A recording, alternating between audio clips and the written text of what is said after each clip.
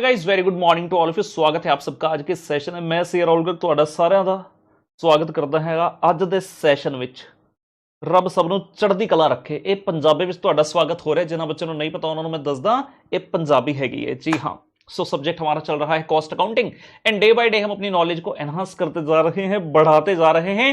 Cost accounting के समंदर में तैरना सीख रहे हैं और हमने क्या क्या अब तक कर लिया एक बार फटाफट से रीकैप कर लेते हैं। हमने कॉस्ट अकाउंटिंग में स्टार्ट किया था introduction to cost and management accounting, यानी कि बेसिक कॉन्सेप्ट्स की बात हम कर रहे थे। हमने सीखा था कि ये हमारा जो सब्जेक्ट है it is mainly and mainly for the manufacturing organisation, not for the traders and also for the service sector, जिसके बारे में हमारा एक चैप्टर अंत में आ जाएगा जहां पर हम भिन्न भिन्न प्रकार के सर्विस सेक्टर्स की बात करेंगे। हमने सीखा था कि भाई जो कॉस्ट होता है क्या वही एक्सपेंस है, क्या वही लॉस है, वही एसेट है। हमने सीखा था ना ना ना ना ना, एक्सपेंस कॉस्ट है, लॉस कॉस्ट नहीं बनता। और जो एसेट है क्योंकि उसका बेनिफिट एक से ज्यादा पीरियड में होता है तो जितना बेनिफिट करंट पीरियड में आ रहा है सिर्फ उतना ही हिस्सा हमारा कॉस्ट का बन पाएगा। उसके बाद हमने सीखा था कि भाई जो ये कॉस्ट है क्या ये कॉस्टिंग है, क्या ये कॉस्ट अकाउंटिंग है, क्या ये कॉस्ट अकाउंटेंसी है। लेमैन के लिए सभी का मतलब एक बराबर है, लेकिन हमने सब में थोड़ा थोड़ा डिफरेंशिएशन करना सीख लिया था। फिर हमने सीखा था कि हमारा जो सब्जेक्ट है कॉस्ट एंड मैनेजमेंट अकाउंटिंग, इसका मतलब क्या है। उसके लिए हमने पहले मैनेजमेंट अकाउंटिंग को समझा था। हमने कहा था उसके अंदर अकाउंटिंग और फाइनेंशियल मैनेजमेंट के कॉन्सेप्ट्स की बात की जाती है। और अगर कॉस्ट एंड मैनेजमेंट अकाउंटिंग जोड़ दें, यानी कि हम तीनों का कंसोलिडेटेड जो वर्जन है यहां पर पढ़ने वाले हैं। कॉस्ट की बात तो करेंगे ही करेंगे, साथ में how this cost can be used by the top management for the decision making, वो हमारे सब्जेक्ट का पर्पस हो गया है। हमने ऑब्जेक्टिव्स ऑफ कॉस्ट अकाउंटिंग सीखे थे जिसमें mainly we focused on the cost control and the cost reduction. दोनों को पीस लिया था हमने, घोलकर पी गए थे, डिटेल में बात कर ली थी और दोनों का एक डिफरेंस भी देख लिया था। और मैंने कहा था एग्जामिनर का one of the most popular question है, मतलब बस ऐसे कह लो इंस्टीट्यूट उस क्वेश्चन को देता ही देता, कहते ये तो मैंने बच्चे से पूछना ही है। तो हमारे बच्चे अब तैयार हैं इस प्रश्न का उत्तर देने के लिए। उसके बाद हमने बातचीत करी थी कॉस्ट ऑब्जेक्ट, कॉस्ट यूनिट और कॉस्ट ड्राइवर की। हमने कहा था ये भी बेसिक्स का एक हिस्सा है, उसके बारे में भी सीख लिया जाए। तो कॉस्ट ऑब्जेक्ट क्या था, anything for which a separate measurement of cost is required, हम उसे कहते थे कॉस्ट ऑब्जेक्ट। जैसे कि प्रोडक्ट के केस में फॉर एग्जांपल हमने कहा मोबाइल फोन है तो मोबाइल फोन क्या हो गया, कॉस्ट ऑब्जेक्ट हो गया। Cost will be found out for each and every mobile phone which the company is making. Let's say हमने कैलकुलेटर का एग्जांपल लिया था, कैलकुलेटर की कॉस्ट कंपनी फाइंड आउट करेगी, तो ये भी क्या हो गया आपका कॉस्ट ऑब्जेक्ट हो गया। सर्विस सेक्टर में भी हो सकता है, आप होटल में जाते हैं पर रूम के हिसाब से जो है हमें किराया देना पड़ता है रात के रुकने का, 24 आवर का, नॉर्मली चेकआउट से लेकर चेक इन से लेकर चेकआउट के समय तक का। तो जब हम कॉस्ट निकाल रहे हैं तो कॉस्ट ऑब्जेक्ट क्या हो गया उस केस में, पर रूम पर डे, एक होटल के एक रूम का एक दिन का किराया कितना हो गया, वो भी वहां पर क्या हो गया कॉस्ट ऑब्जेक्ट। इतनी इस बात समझ में आ गई। फिर हम आए थे कॉस्ट यूनिट पर। कॉस्ट ऑब्जेक्ट तो क्लियर है, अब कॉस्ट ऑब्जेक्ट के अंतर्गत यूनिट ऑफ मेजरमेंट क्या होने वाला है उसको कहा जाता है कॉस्ट यूनिट। जैसे कि गोल्ड के केस में 10 ग्राम गोल्ड की वैल्यूएशन कैसे होती है, पर तोले के हिसाब से इसका रेट जो है चलता है, तो ये क्या हो गया इसका कॉस्ट यूनिट हो गया। हमने एग्जांपल लिया था स्टील का, किस तरह से होता है स्टील, पर टन के हिसाब से, तो ये इसका क्या हो गया जी कॉस्ट यूनिट हो गया। मोबाइल फोन कैसे बिकता है, कैसे कहते हो जाकर मार्केट में भैया 1 दर्जन मोबाइल फोन देना, ऐसे थोड़ी कहते हो भैया एक मोबाइल का रेट बताओ। तो मोबाइल के केस में 1 is the unit of measurement, quantity के हिसाब से चलता है। फिर हमने एक बात करी थी cost driver, who is driving the cost, it drives me crazy bro. So cost driver, किस चीज से कॉस्ट ड्राइव हो रही है, किसके कारण कॉस्ट हो रही है, हमने कहा तो इसकी डिटेल में बातचीत होगी एक चैप्टर में। अगर किसी बच्चे को नाम याद हो उसका, ABC एक्टिविटी बेस्ड कॉस्टिंग नामक एक चैप्टर हमारे सिलेबस में होता है, वहां पर ड्राइवर्स की बात की जाती है। लेकिन फिर भी हमने बेसिक इंफॉर्मेशन ले ली थी। एग्जांपल मैंने लिया था कि मान लो मैं व्हाइट बोर्ड पर मार्कर से पढ़ा रहा हूं, ब्लैक मार्कर से पढ़ा रहा हूं, तो कितने दिन में घिसेगा डिपेंड करता है मैं एक दिन में कितने नंबर ऑफ बैचेस को पढ़ा रहा हूं। तो नंबर ऑफ बैचेस जो हो गया वो कॉस्ट ड्राइवर हो गया, किसके लिए, मार्कर्स की कॉस्ट के लिए। ऐसा सब एग्जांपल हमने कर लिया था। हमने सीखा था हमारे सिलेबस में कुल मिलाकर कितने चैप्टर हैं, एक एक करते हुए हमने सूची बनाई थी। हमने कहा था introduction to cost and management accounting, cost sheet, material costing, labour costing, overheads, activity based costing, budgetary control, job costing, batch costing, process costing, joint and by product, फिर standard costing, marginal costing, reconciliation of cost and financial account, integral system, non integral system, and in the end the service costing, जिसको operating costing भी कहा जाता है। तो ये सूची जो है हमने बना ली थी। हमने कहा था इसी हायरार्की में हम चैप्टर्स को पढ़ने वाले हैं। उसके बाद हम आ गए थे अपने पहले भाग पर जहां पर हम बात कर रहे थे कॉस्ट शीट की। हमने कहा था कॉस्ट शीट का मतलब क्या है, किसी भी ऑर्गेनाइजेशन में कॉस्ट अकाउंटिंग सिस्टम का मेजर पर्पस होता है to accumulate the cost and to ascertain the cost. उस पर्पस के लिए एक डिटेल में स्टेटमेंट बनाई जाती है जहां पर सारी कॉस्ट को इकट्ठा करके जो है लाया जाता है। उस स्टेटमेंट का ही नाम है कॉस्ट शीट डिटेल में इंफॉर्मेशन जिस स्टेटमेंट के अंदर दिखाई जाएगी उसे ही कॉस्ट शीट कहा जाता है। और हमने कहा था कि कॉस्ट शीट की पीरियोडिसिटी ऐसे कोई फिक्स नहीं है, जैसे कि फाइनेंशियल अकाउंटिंग में होता है एक ही साल का बनाना पड़ेगा स्टेटमेंट ऑफ प्रॉफिट और loss for the year ending balance sheet as on. यहां ऐसा कुछ नहीं है भाई, ये इंटरनल यूजर्स के लिए मेनली होती है। तो जब आपको लगे आप उतने समय का कॉस्ट शीट जो है बनाकर देख सकते हैं। और फाइनेंशियल अकाउंटिंग की तरह हमारा cost accounting subject postmortem exercise भी नहीं है, ये तो हमें डिसीजन लेने में मदद करता है समय समय पर कि हम अपनी कॉस्ट को किस तरह से जो है कम कर सकते हैं। और सब्जेक्ट की ओवरऑल इंपॉर्टेंस हमने कई बार जो है बातचीत कर ली है कि कट थ्रोट कॉम्पिटिटिव वर्ल्ड में बहुत जरूरी है आपको कंपीट करना अपने कॉम्पिटिटर के साथ, उससे बेहतर प्रोडक्ट देना कम प्राइस पर, जिसके लिए आपको डे बाय डे यही कोशिश करनी पड़ेगी कि आप अपनी कॉस्ट को किस प्रकार से रिड्यूस कर सकते हैं। तो फटाफट से हमने जो है देखिए क्विक रिकैप दे लिया, ठीक है ना। और अब हम आगे बढ़ने के लिए तैयार हैं।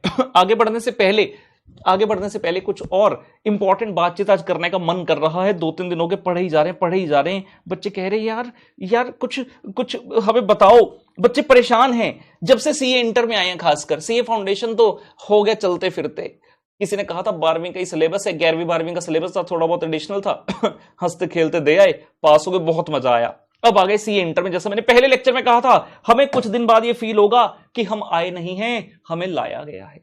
बच्चे कह रहे हैं सर जब मैं 6th 7th में था घर वाले कहते बस 10th क्लास कर ले बेटा, उसके बाद ऐश ही ऐश है। सर मैंने विश्वास किया, मेरा 10th हुआ, मैंने कहा अब ऐश कर लो। घर वाले कहते नहीं एक बार 12th कर ले, ऐश ही ऐश है। सर मैंने 12th भी कर ली, मैंने कहा अब ऐश कर लो। सर ऐश नहीं आई, सर मिला है तो सिर्फ धोखा मिला है, मुझसे झूठ बोला गया, मुझे ऐश करनी है। मैं कहां फंस गया हूं? क्योंकि ये फीलिंग क्यों आ रही है? जैसे सीए इंटर में आए इतने सारे लोग ये पढ़ लो वो पढ़ लो, ये पढ़ लो वो पढ़ लो, और इतने सारे सब्जेक्ट, हर सब्जेक्ट का अलग अलग टीचर आकर अपना ज्ञान बांट रहा है आपको लग रहा है अरे भाई कितना पढ़ना पड़ेगा। दिखने में तो सिर्फ इतने से सब्जेक्ट है, दिखने में सिर्फ छोटे से कितने कम सब्जेक्ट हैं, लेकिन जब उसके अंदर डीप डाइव कर रहे हैं पता चल रहा है कि भाई कितना गहरा समंदर है। तो अब ये फीलिंग से हमें आने लगी कि हमारे साथ क्या हो रहा है। वो बातें बार बार कानों में गूंज रही हैं, बस ये कर ले ऐश है, बस ये कर ले ऐश है। अब मन में सवाल है ऐश कब है? और अब ये पता चल रहा है, बच्चों को लग रहा है सीए करने के बाद भी लग रहा है ऐश नहीं आएगी। ऐसा नहीं है मेरे दोस्त। बच्चे ये कह रहे हैं कि सर मोटिवेशन नहीं हो रहा, डीमोटिवेशन हो रहा है पढ़ने से। जब आए थे सीए इंटर में एंटर किया तो बहुत जोश था, लेकिन जैसे ही इतना सारा सब्जेक्ट मैटर देखते हैं, इतनी सारी चीजें आपके इर्द गिर्द हो रही हैं, इतना कटथ्रोट कंपटीशन आपको दिख रहा है, इतने सारे बच्चे एक ही क्लास में बैठकर पढ़ाई कर रहे हैं, तो हमें लगता है कि यार to what end, how can we study, why should we study, मैं क्यों पढ़ूं, क्या मैं पास हो पाऊंगा, क्या मैं इतना सारा जो ये चीज है इतनी सारी चीज को झेल पाऊंगा या नहीं झेल पाऊंगा। याद रखना मेरे दोस्त, पतझड़ हुए बिना पेड़ों पर नए पत्ते नहीं आते। पतझड़ अगर ना हो पेड़ों पर नए पत्ते नहीं आते। उसी प्रकार से कठिनाई और संघर्ष के बिना अच्छे दिन नहीं आते। अच्छे दिन अगर अपने लिए खुद के लिए खुद से क्रिएट करना चाहते हो तो ये संघर्ष से होकर गुजरना पड़ेगा, और इस संघर्ष के बाद का परिणाम बहुत ही मीठा है, बहुत ही सुखद एहसास हमें मिलेगा, अत्यंत सुख की अनुभूति होगी आपको। अपने जीवन का एक छोटा सा किस्सा शेयर करना चाहता हूं। उम्मीद करता हूं उस किस्से को सुनाने के बाद जो भी हमारे कुछ बच्चे इधर उधर भटक रहे हैं, ज्ञान चक्षु इनके नहीं खुले हैं अब तक, उनके ज्ञान चक्षु खुले और वो भी एक लक्ष्य स्थापित करें और उस लक्ष्य के प्रति फिर खुद को झोंक दें। बात कर रहा हूं सन 2004 की। सन 2004 12वीं क्लास के नतीजे घोषित किए गए, 12th क्लास के नतीजे घोषित किए गए। सीए फाउंडेशन में हमने एडमिशन लिया PE1 में, along with the graduation BCom में एडमिशन लिया। जुलाई 2004 में क्लासेस स्टार्ट हो गई थी। पहले ही बताया था चंडीगढ़ में SD कॉलेज है जी, वहां पर एडमिशन लिया था और साथ साथ अपनी जो है PE1 की क्लासेस स्टार्ट कर दी, पढ़ाई मतलब स्टार्ट कर दी। अगले साल मई 2005 में मेरा PE1 का एग्जाम होना था। PE1 का एग्जाम हो गया 2005 में, जुलाई में रिजल्ट आ गया, पेपर पास कर लिया अच्छे मार्क्स से। PE2 यानी कि सीए इंटर की तैयारी स्टार्ट कर दी। साइकिल होती थी मेरे पास। हम सभी कहीं ना कहीं, मैं ऐसा मानता हूं majority of us belong to the middle class family and we also use to belong to lower middle class family. एक ही रूम होता था, हम 5 फैमिली मेंबर थे, मम्मी पापा, मैं सबसे छोटा भाई था, 2 मेरे बड़े भाई, तो कुल मिलाकर हम 5 लोग रहते थे एक कमरे में। और मेरे पास साइकिल होती थी जी। चंडीगढ़ जो कि एक स्टाइल स्टेटमेंट वाला शहर माना जाता है, जहां पर कॉलेज में बच्चे सुंदर सुंदर गाड़ियां, बाइक्स लेकर आते हैं, वहां मैं अपने साइकिल पर जाया करता था। और ट्यूशन भी लगाई थी साइकिल ही थी, जितना अफोर्ड कर सकते उतना ही था, तो साइकिल पर जाता था। कहीं से सुनने में आया, 2005 में पहुंच चुके हैं, P1 पास हो चुका है, P2 की तैयारी चल रही है, कहीं से सुनने में आया एक मूवी आई है, मूवी देखने का मन कर गया। मूवी का नाम था थोड़ी देर में डिस्क्लोज करता हूं। इससे पहले 2 बार मैं थिएटर गया था। पहली बार हम आपके हैं कौन मूवी आई थी जी, सारी फैमिली 500 मेंबर जो है पहली बार जो है मूवी देखने गए थे। जो बच्चे चंडीगढ़ या उसके आसपास के उन्हें पता होगा, सेक्टर 34 में पिकार्डली थिएटर होता था जी। तो वो पिकार्डली थिएटर में पहली बार हम गए थे हम आपके यहाँ कौन देखने। उसके बाद दूसरी बार गए थे, मेरे घर पर कोई रिलेटिव आए थे, तो पापा उनके साथ जा रहे थे फिल्म देखने, तो मैंने कहा मैं भी चल सकता हूँ, कि छोटा ही था मैं उस वक्त। फिल्म आई थी राजा हिंदुस्तानी, तो वो वाली फिल्म देखने गए थिएटर में। उसके बाद कहीं नहीं, कभी नहीं। 2005 की बात होगी, मैं था 18.5 साल के आसपास की मेरी उम्र थी, 19 साल। तो पता चला कि फिल्म आई है धूम। धूम फिल्म आई है जी। कहीं तो शायद टीवी में, क्योंकि फोन तो उस वक्त थे ही नहीं, मोबाइल फोन तो थे ही नहीं, मोबाइल फोन तो बाद में आए, जब मैं आर्टिकल शिप करने जा रहा था डेली में 2006 में, उस वक्त मोबाइल जो है पहली बार आया था, मतलब मेरे पास पहली बार आया था। उससे पहले भी बैंक वगैरह के आते थे, मतलब मोबाइल इतना प्रचलन में नहीं था। तो धूम फिल्म आई, मेरा मन कर गया फिल्म देखने का। कॉलेज में थे, कॉलेज में जल्दी छुट्टी हो गई, और मैं कॉलेज से सीधा अपनी क्लास जाया करता था, ट्यूशन, सीए की ट्यूशन। तो कॉलेज और ट्यूशन के बीच में जो है गैप था। अब मुझे लगा यार ये अच्छा मौका है, तो मैंने अपने एक फ्रेंड को पूछा कि यार फिल्म लगी है, ऐसे ऐसे चलेगा देखने के लिए। वो भी मेरे साथ एसडी कॉलेज में था, और हम दोनों जो है साथ ही ट्यूशन पर जाया करते थे। कहता ठीक है यार चलते हैं। तो साइकिल पर बैठे, और दोनों जने साइकिल पर बैठ गए। मैं चला रहा था, वो आगे जो डंडा होता है जी उस पर बैठा था, और हम चलाते चलाते जो है थिएटर में पहुंच गए, साइकिल अपनी पार्क के, हम फिल्म देखने घुस गए। बहुत मजा आया। हायाबुसा वाली बाइक लेकर जब जॉन अब्राहम आता है, भाई मजा आ गया। खुद के पास थे साइकिल, लेकिन मूवी देख रहे हैं बाइक वाले, मजा आ रहा है। घड़ी में टाइम देखा तो लगा कि यार फिल्म पूरी नहीं होगी, क्योंकि इतना कोई एक्सपीरियंस नहीं था, इतना कोई एक्सपोजर नहीं था कि हमें पता हो कितने घंटे की फिल्म है ये वो। तो बीच में हाफ टाइम के अप्रोक्सीमेटली हम फिल्म को छोड़कर अपनी क्लास में चले गए। बड़ा मजा आया मुझे। मैंने कहा ये फिल्म तो ऑलमोस्ट हाफ ही देखी थी मैंने, हाफ टाइम लगा लो कि हाफ टाइम की देखी थी। मैंने कहा नहीं यार ये फिल्म तो पूरी देखना बनता है। 1-2 दिन के बाद वापस से मुझे अपॉर्चुनिटी मिली, 1-2 दिन के बाद मुझे वापस से अपॉर्चुनिटी मिली कॉलेज में। फिर से प्रोफेसर जी की क्लास कैंसिल हो गई, हमें लगा यार आज देख सकते हो, और आज हमारे पास पूरा 3-4 घंटे का जो है क्लियर कट कहते हैं ना, वो समय था। हमने कहा आज फिल्म पूरी करके देख के जाएंगे। उस दिन उस फ्रेंड को पूछा, वो कहता यार नहीं, वो अवेलेबल नहीं था। तो मैं दूसरे किसी फ्रेंड को पकड़ा, और मैंने कहा चल हम दोनों चलते हैं। फिर से साइकिल पर बैठे, और हम दोनों थिएटर पहुंच गए, चंडीगढ़ में ही। धूम फिल्म देखने फिर से बैठ गए। आज हमारे पास पूरा समय था। बीच में ही याद आया कि नहीं, आज हमारी क्लास का टाइम प्रीपोन हो गया, आज हमारी क्लास का टाइम तो प्रीपोन हो गया था। तो भाई याद आया कि आज भी ये फिल्म पूरी नहीं की जा सकती। हम सीधा फटाफट से हॉल से बाहर निकले बीच में ही फिर से, और अपने ट्यूशन चले गए। मैं वो फिल्म पूरी देख नहीं पाया, लेकिन मेरे माइंड में कुछ ऐसा बैठ गया। एक कहता है ना जीवन को एक नई दिशा मिलना, हम सभी देखो यार, मैंने कहा middle class, lower middle class family से बिलोंग करते हैं, और कोई ना कोई हमारे मन में एक सपना ऐसा होता है जिसको पाने के लिए हम खुद को झोंकने के लिए तैयार हो जाते हैं। मेरी पढ़ाई चलती रही, मैं भूल गया सब कुछ, बैक ऑफ द माइंड पे चीज रह गई। लेकिन हाँ, अपनी जिंदगी वापस से भी आ गई। अपने साइकिल घर से निकल रहे हैं, पहले कॉलेज जा रहे हैं, फिर कॉलेज से भाग भाग कर पेडल तेज तेज मार के जा रहे हैं ट्यूशन पढ़ने के लिए। उसके बाद धीरे धीरे धीरे धीरे समय बढ़ता गया। सन 2007 या 2008 की बात है, फिल्म आई धूम 2। तो वो मेरी नेक्स्ट फिल्म थी। धूम 1 के बाद बीच में कुछ नहीं, सीधा धूम 2 में देखने गया। धूम 2 भी देखी, बड़ा मजा आया। उसके बाद फिर से अपने इसी में व्यस्त हो गए, पढ़ाई वगैरह में। उसके बाद आई जी धूम 3, 2013, 25 दिसंबर, आई रिमेंबर द डे, 25 दिसंबर 2013। आमिर खान के डबल रोल थे मूवी में। तो मैं वो फिल्म देखने फर्स्ट डे ही चला गया। बड़ा मजा आया, बहुत मजा आया। उसके बाद मुझे लगा नहीं यार ये तो बहुत, अभी सीए बन चुका हूँ, लाइफ सेटल है, चंडीगढ़ में अपना कोचिंग इंस्टीट्यूट है। तो मैंने कहा यार ये फिल्म तो देख ली, अब ये वापस देखना बनता है। बहुत मजेदार फिल्म है। इससे पहले जो धूम 1 धूम 2 आई थी, उस समय कंडीशन कुछ और थी, खुद के पैसे भी नहीं थे इतने ज्यादा। तो मैंने कहा ठीक है, अब मैं, अपने पैसे भी हैं और अपना समय भी है, तो आराम से देख सकता हूं। तो मैंने दोबारा से वो फिल्म देखी 28 दिसंबर को, 2 दिन बाद वापस से देखने चला गया। और उस दिन शायद मैं पापा के साथ गया था। बड़ा मजा आया। मैं 31 दिसंबर को फिर से चला गया, तीसरी बार एक हफ्ते के अंदर मैं सेम मूवी देखने चला गया। उस टाइम शायद भैया के साथ गया था, जो बड़े भाई थे।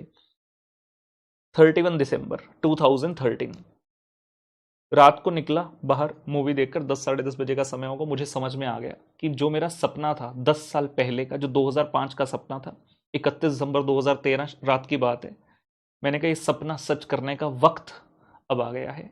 अगला दिन, डेट 1 जनवरी 2014, 1 जनवरी 2014, I bought for myself my dream bike Harley Davidson.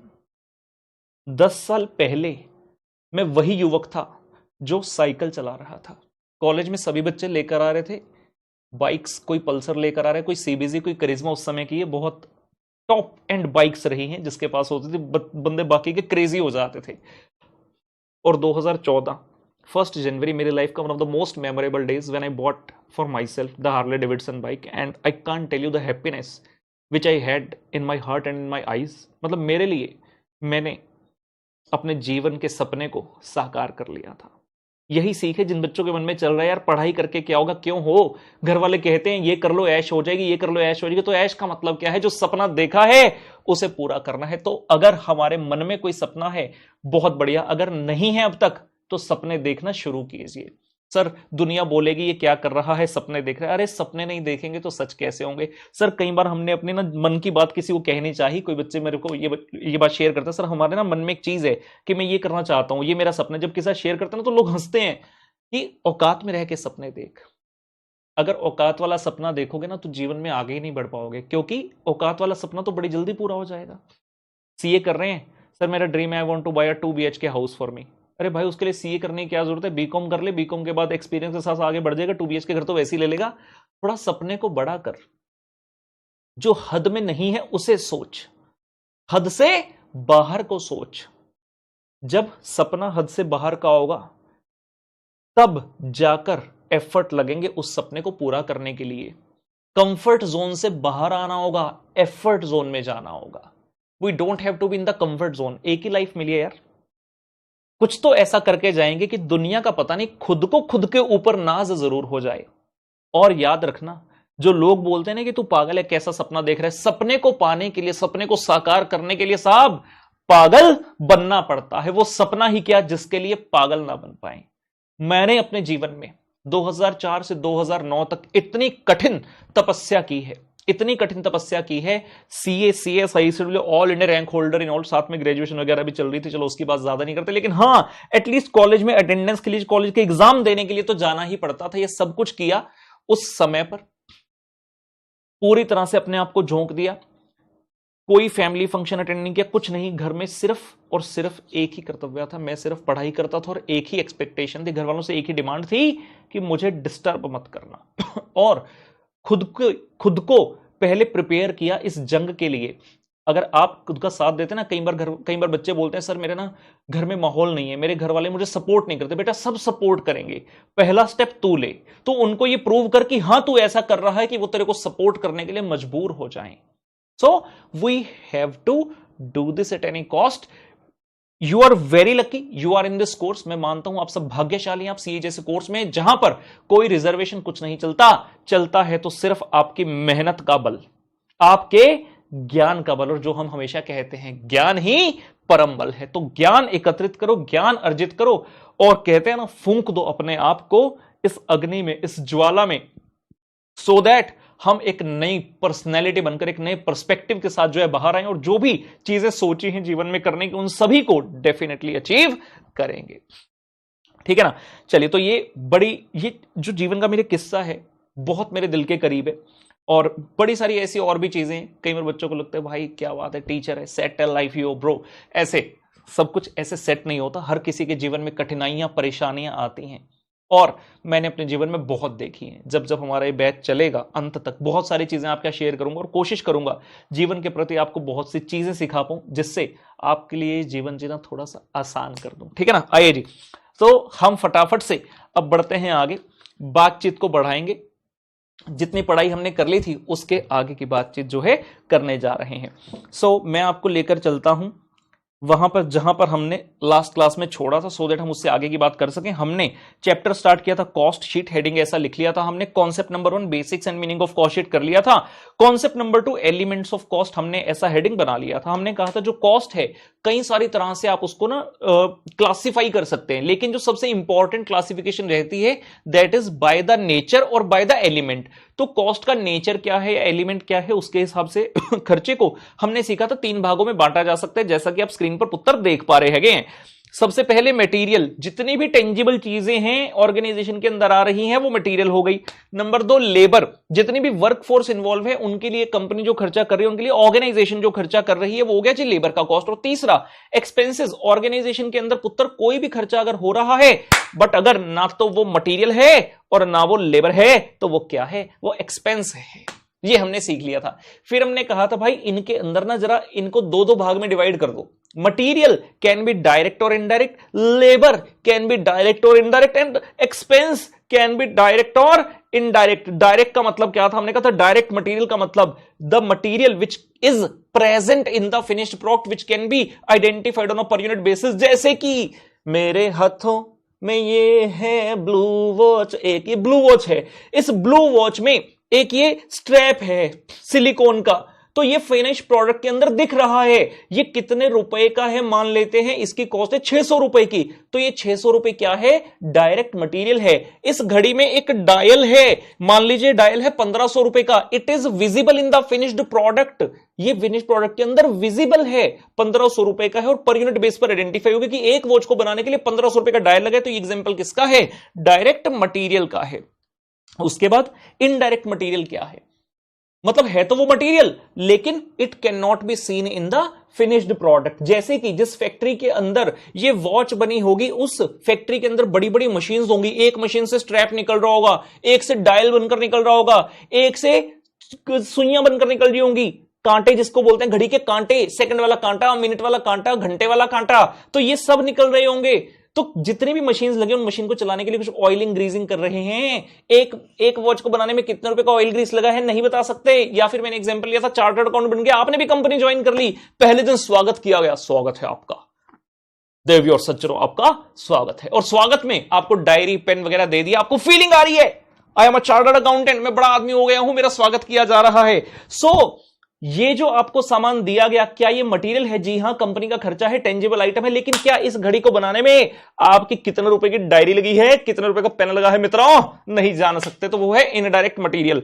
उसके बाद लेबर की बात, डायरेक्ट लेबर, ऐसी लेबर जो कि फिनिश प्रोडक्ट को बनाने में डायरेक्टली इन्वॉल्व है। डायरेक्टली मतलब वो लोग, वो लेबर जो कि फैक्ट्री में मशीनों पर काम कर रही है। मैं कहता हूं ये वाली वॉच के सभी पार्ट अलग अलग मशीन से निकल रहे हैं और हमने वहां पर लेबर रखी है, उनको डायल वाली मशीन से डायल उठाकर लाना है, स्ट्रैप वाली मशीन से स्ट्रैप लाकर उठाना है, इसके अंदर 1 2 3 4 की जो नंबरिंग है वो अलग अलग निकल रही है, उसको सेट करना है, उसके ऊपर कांटे की सुइयां बिठानी है, पीछे सेल डालना है, और ये पूरी प्रोसेस करने में 15 मिनट का समय लगता है लेट से वर्कर को, जिसके लिए हम उसे 50 रुपए देते हैं, जिसके लिए हम उसे 50 रुपए देते। तो एक घड़ी को बनाने के लिए 50 रुपए की लेबर लग रही है, ये है डायरेक्ट लेबर का खर्चा। और इनडायरेक्ट लेबर कौन हो गया, इन वर्कर्स के अलावा ऑर्गेनाइजेशन के अंदर जो भी वर्कफोर्स है उसको पैसे जो भी ऑर्गेनाइजेशन दे रही है सैलरी के तौर पर, वो सारा खर्चा इनडायरेक्ट लेबर में आएगा। जैसे कि चार्टर्ड अकाउंटेंट की सैलरी, जैसे कि आप सीए हैं, आपकी सैलरी जो कंपनी देगी वो कहां जाएगा, वो लेबर में आएगा, लेकिन डायरेक्ट लेबर नहीं, इनडायरेक्ट लेबर आएगा। एक घड़ी को बनाने के लिए आपकी कितनी सैलरी लगी,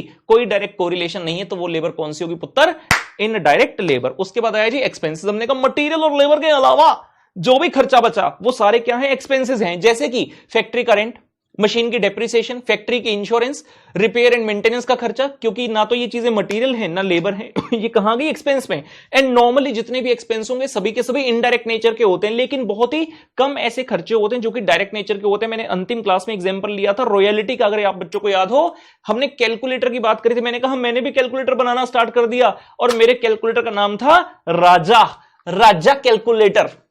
और जब गए शॉप पर तो किसी ने भी राजा कैलकुलेटर खरीदने से मना कर दिया, कहते भाई कैसियो का लेंगे, सिटीजन का लेंगे, ये कौन सा नया ब्रांड आया है राजा। तो हमने कहा था, हमने कैसियो कंपनी से डील करी, हमने कहा था पर कैलकुलेटर तुम्हें 70 रुपए देंगे, और ये 70 रुपए जो मैं दे रहा हूं क्या मटेरियल के हैं, क्या लेबर के हैं। आंसर है ना तो मटेरियल के हैं ना लेबर के हैं, लेकिन क्योंकि पर यूनिट फिक्स है तो ये कौन हो गए, डायरेक्ट एक्सपेंसेस हो गए हैं। तो ये सभी बातचीत हमने पुत्र अब तक कर ली थी, और इन सभी चीजों को मैंने आपको मैंने ये सभी चीजें आपको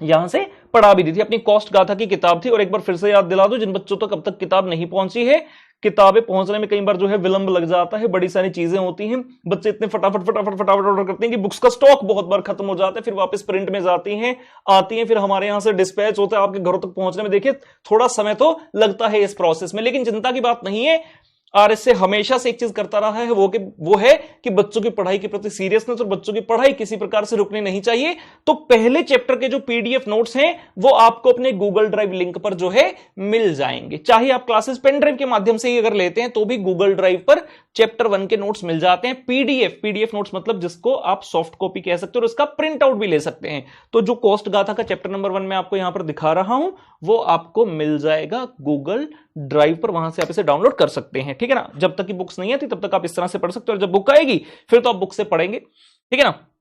तो यहां से हमने direct material, direct labour, direct expense, indirect material, indirect labour, indirect expense, यहां तक पुत्र हमने कर लिया था। अब मैं आपको लेकर चलता हूं आगे, ये लीजिए। तो हम यहां तक थे, उम्मीद करता हूं जिस प्रकार से मैं नीट एंड क्लीन नोट्स बना रहा हूं उसी प्रकार से आप भी मेंटेन कर रहे हैं। हमने यहां पर एक कलर स्कीम रखी थी, रीजन था उसके पीछे, जो भी डायरेक्ट चीजें थी मैंने उनको ग्रीन कलर से लिखा था, और जो इनडायरेक्ट वाली चीजें थी मैंने उसको पर्पल वॉयलेट कलर से लिखा था, मॉब कलर से लिखा था। और लौंडों के लिए, लड़कों के लिए हमने कहा था उनके लिए क्या है, बैंगनी रंग, भाई बैंगनी, तो बैंगनी रंग से हमने लिखा है। ये लीजिए जी। तो हम क्या करते हैं अब इसमें, ओए होए होए होए, जरा रुको तो सही, तनिक तनिक तनिक तनिक तनिक तनिक रुकिए तो सही। ये लीजिए जी। तो जो डायरेक्ट वाली चीजें हैं, मैं इनको एक तरफ लेकर जाना चाहता हूं जानी, तो इनको हम ऐसे यहीं रख देते हैं, ठीक है। ये लीजिए जी, मैंने डायरेक्ट वाली चीजों को एक तरफ कर दिया, ये भी मैंने ग्रीन कलर यूज किया है, ध्यान से देखते रहें, हर चीज का एक महत्व है। और यहां हम कर देते हैं इन डायरेक्ट वाली चीजों को इकट्ठा।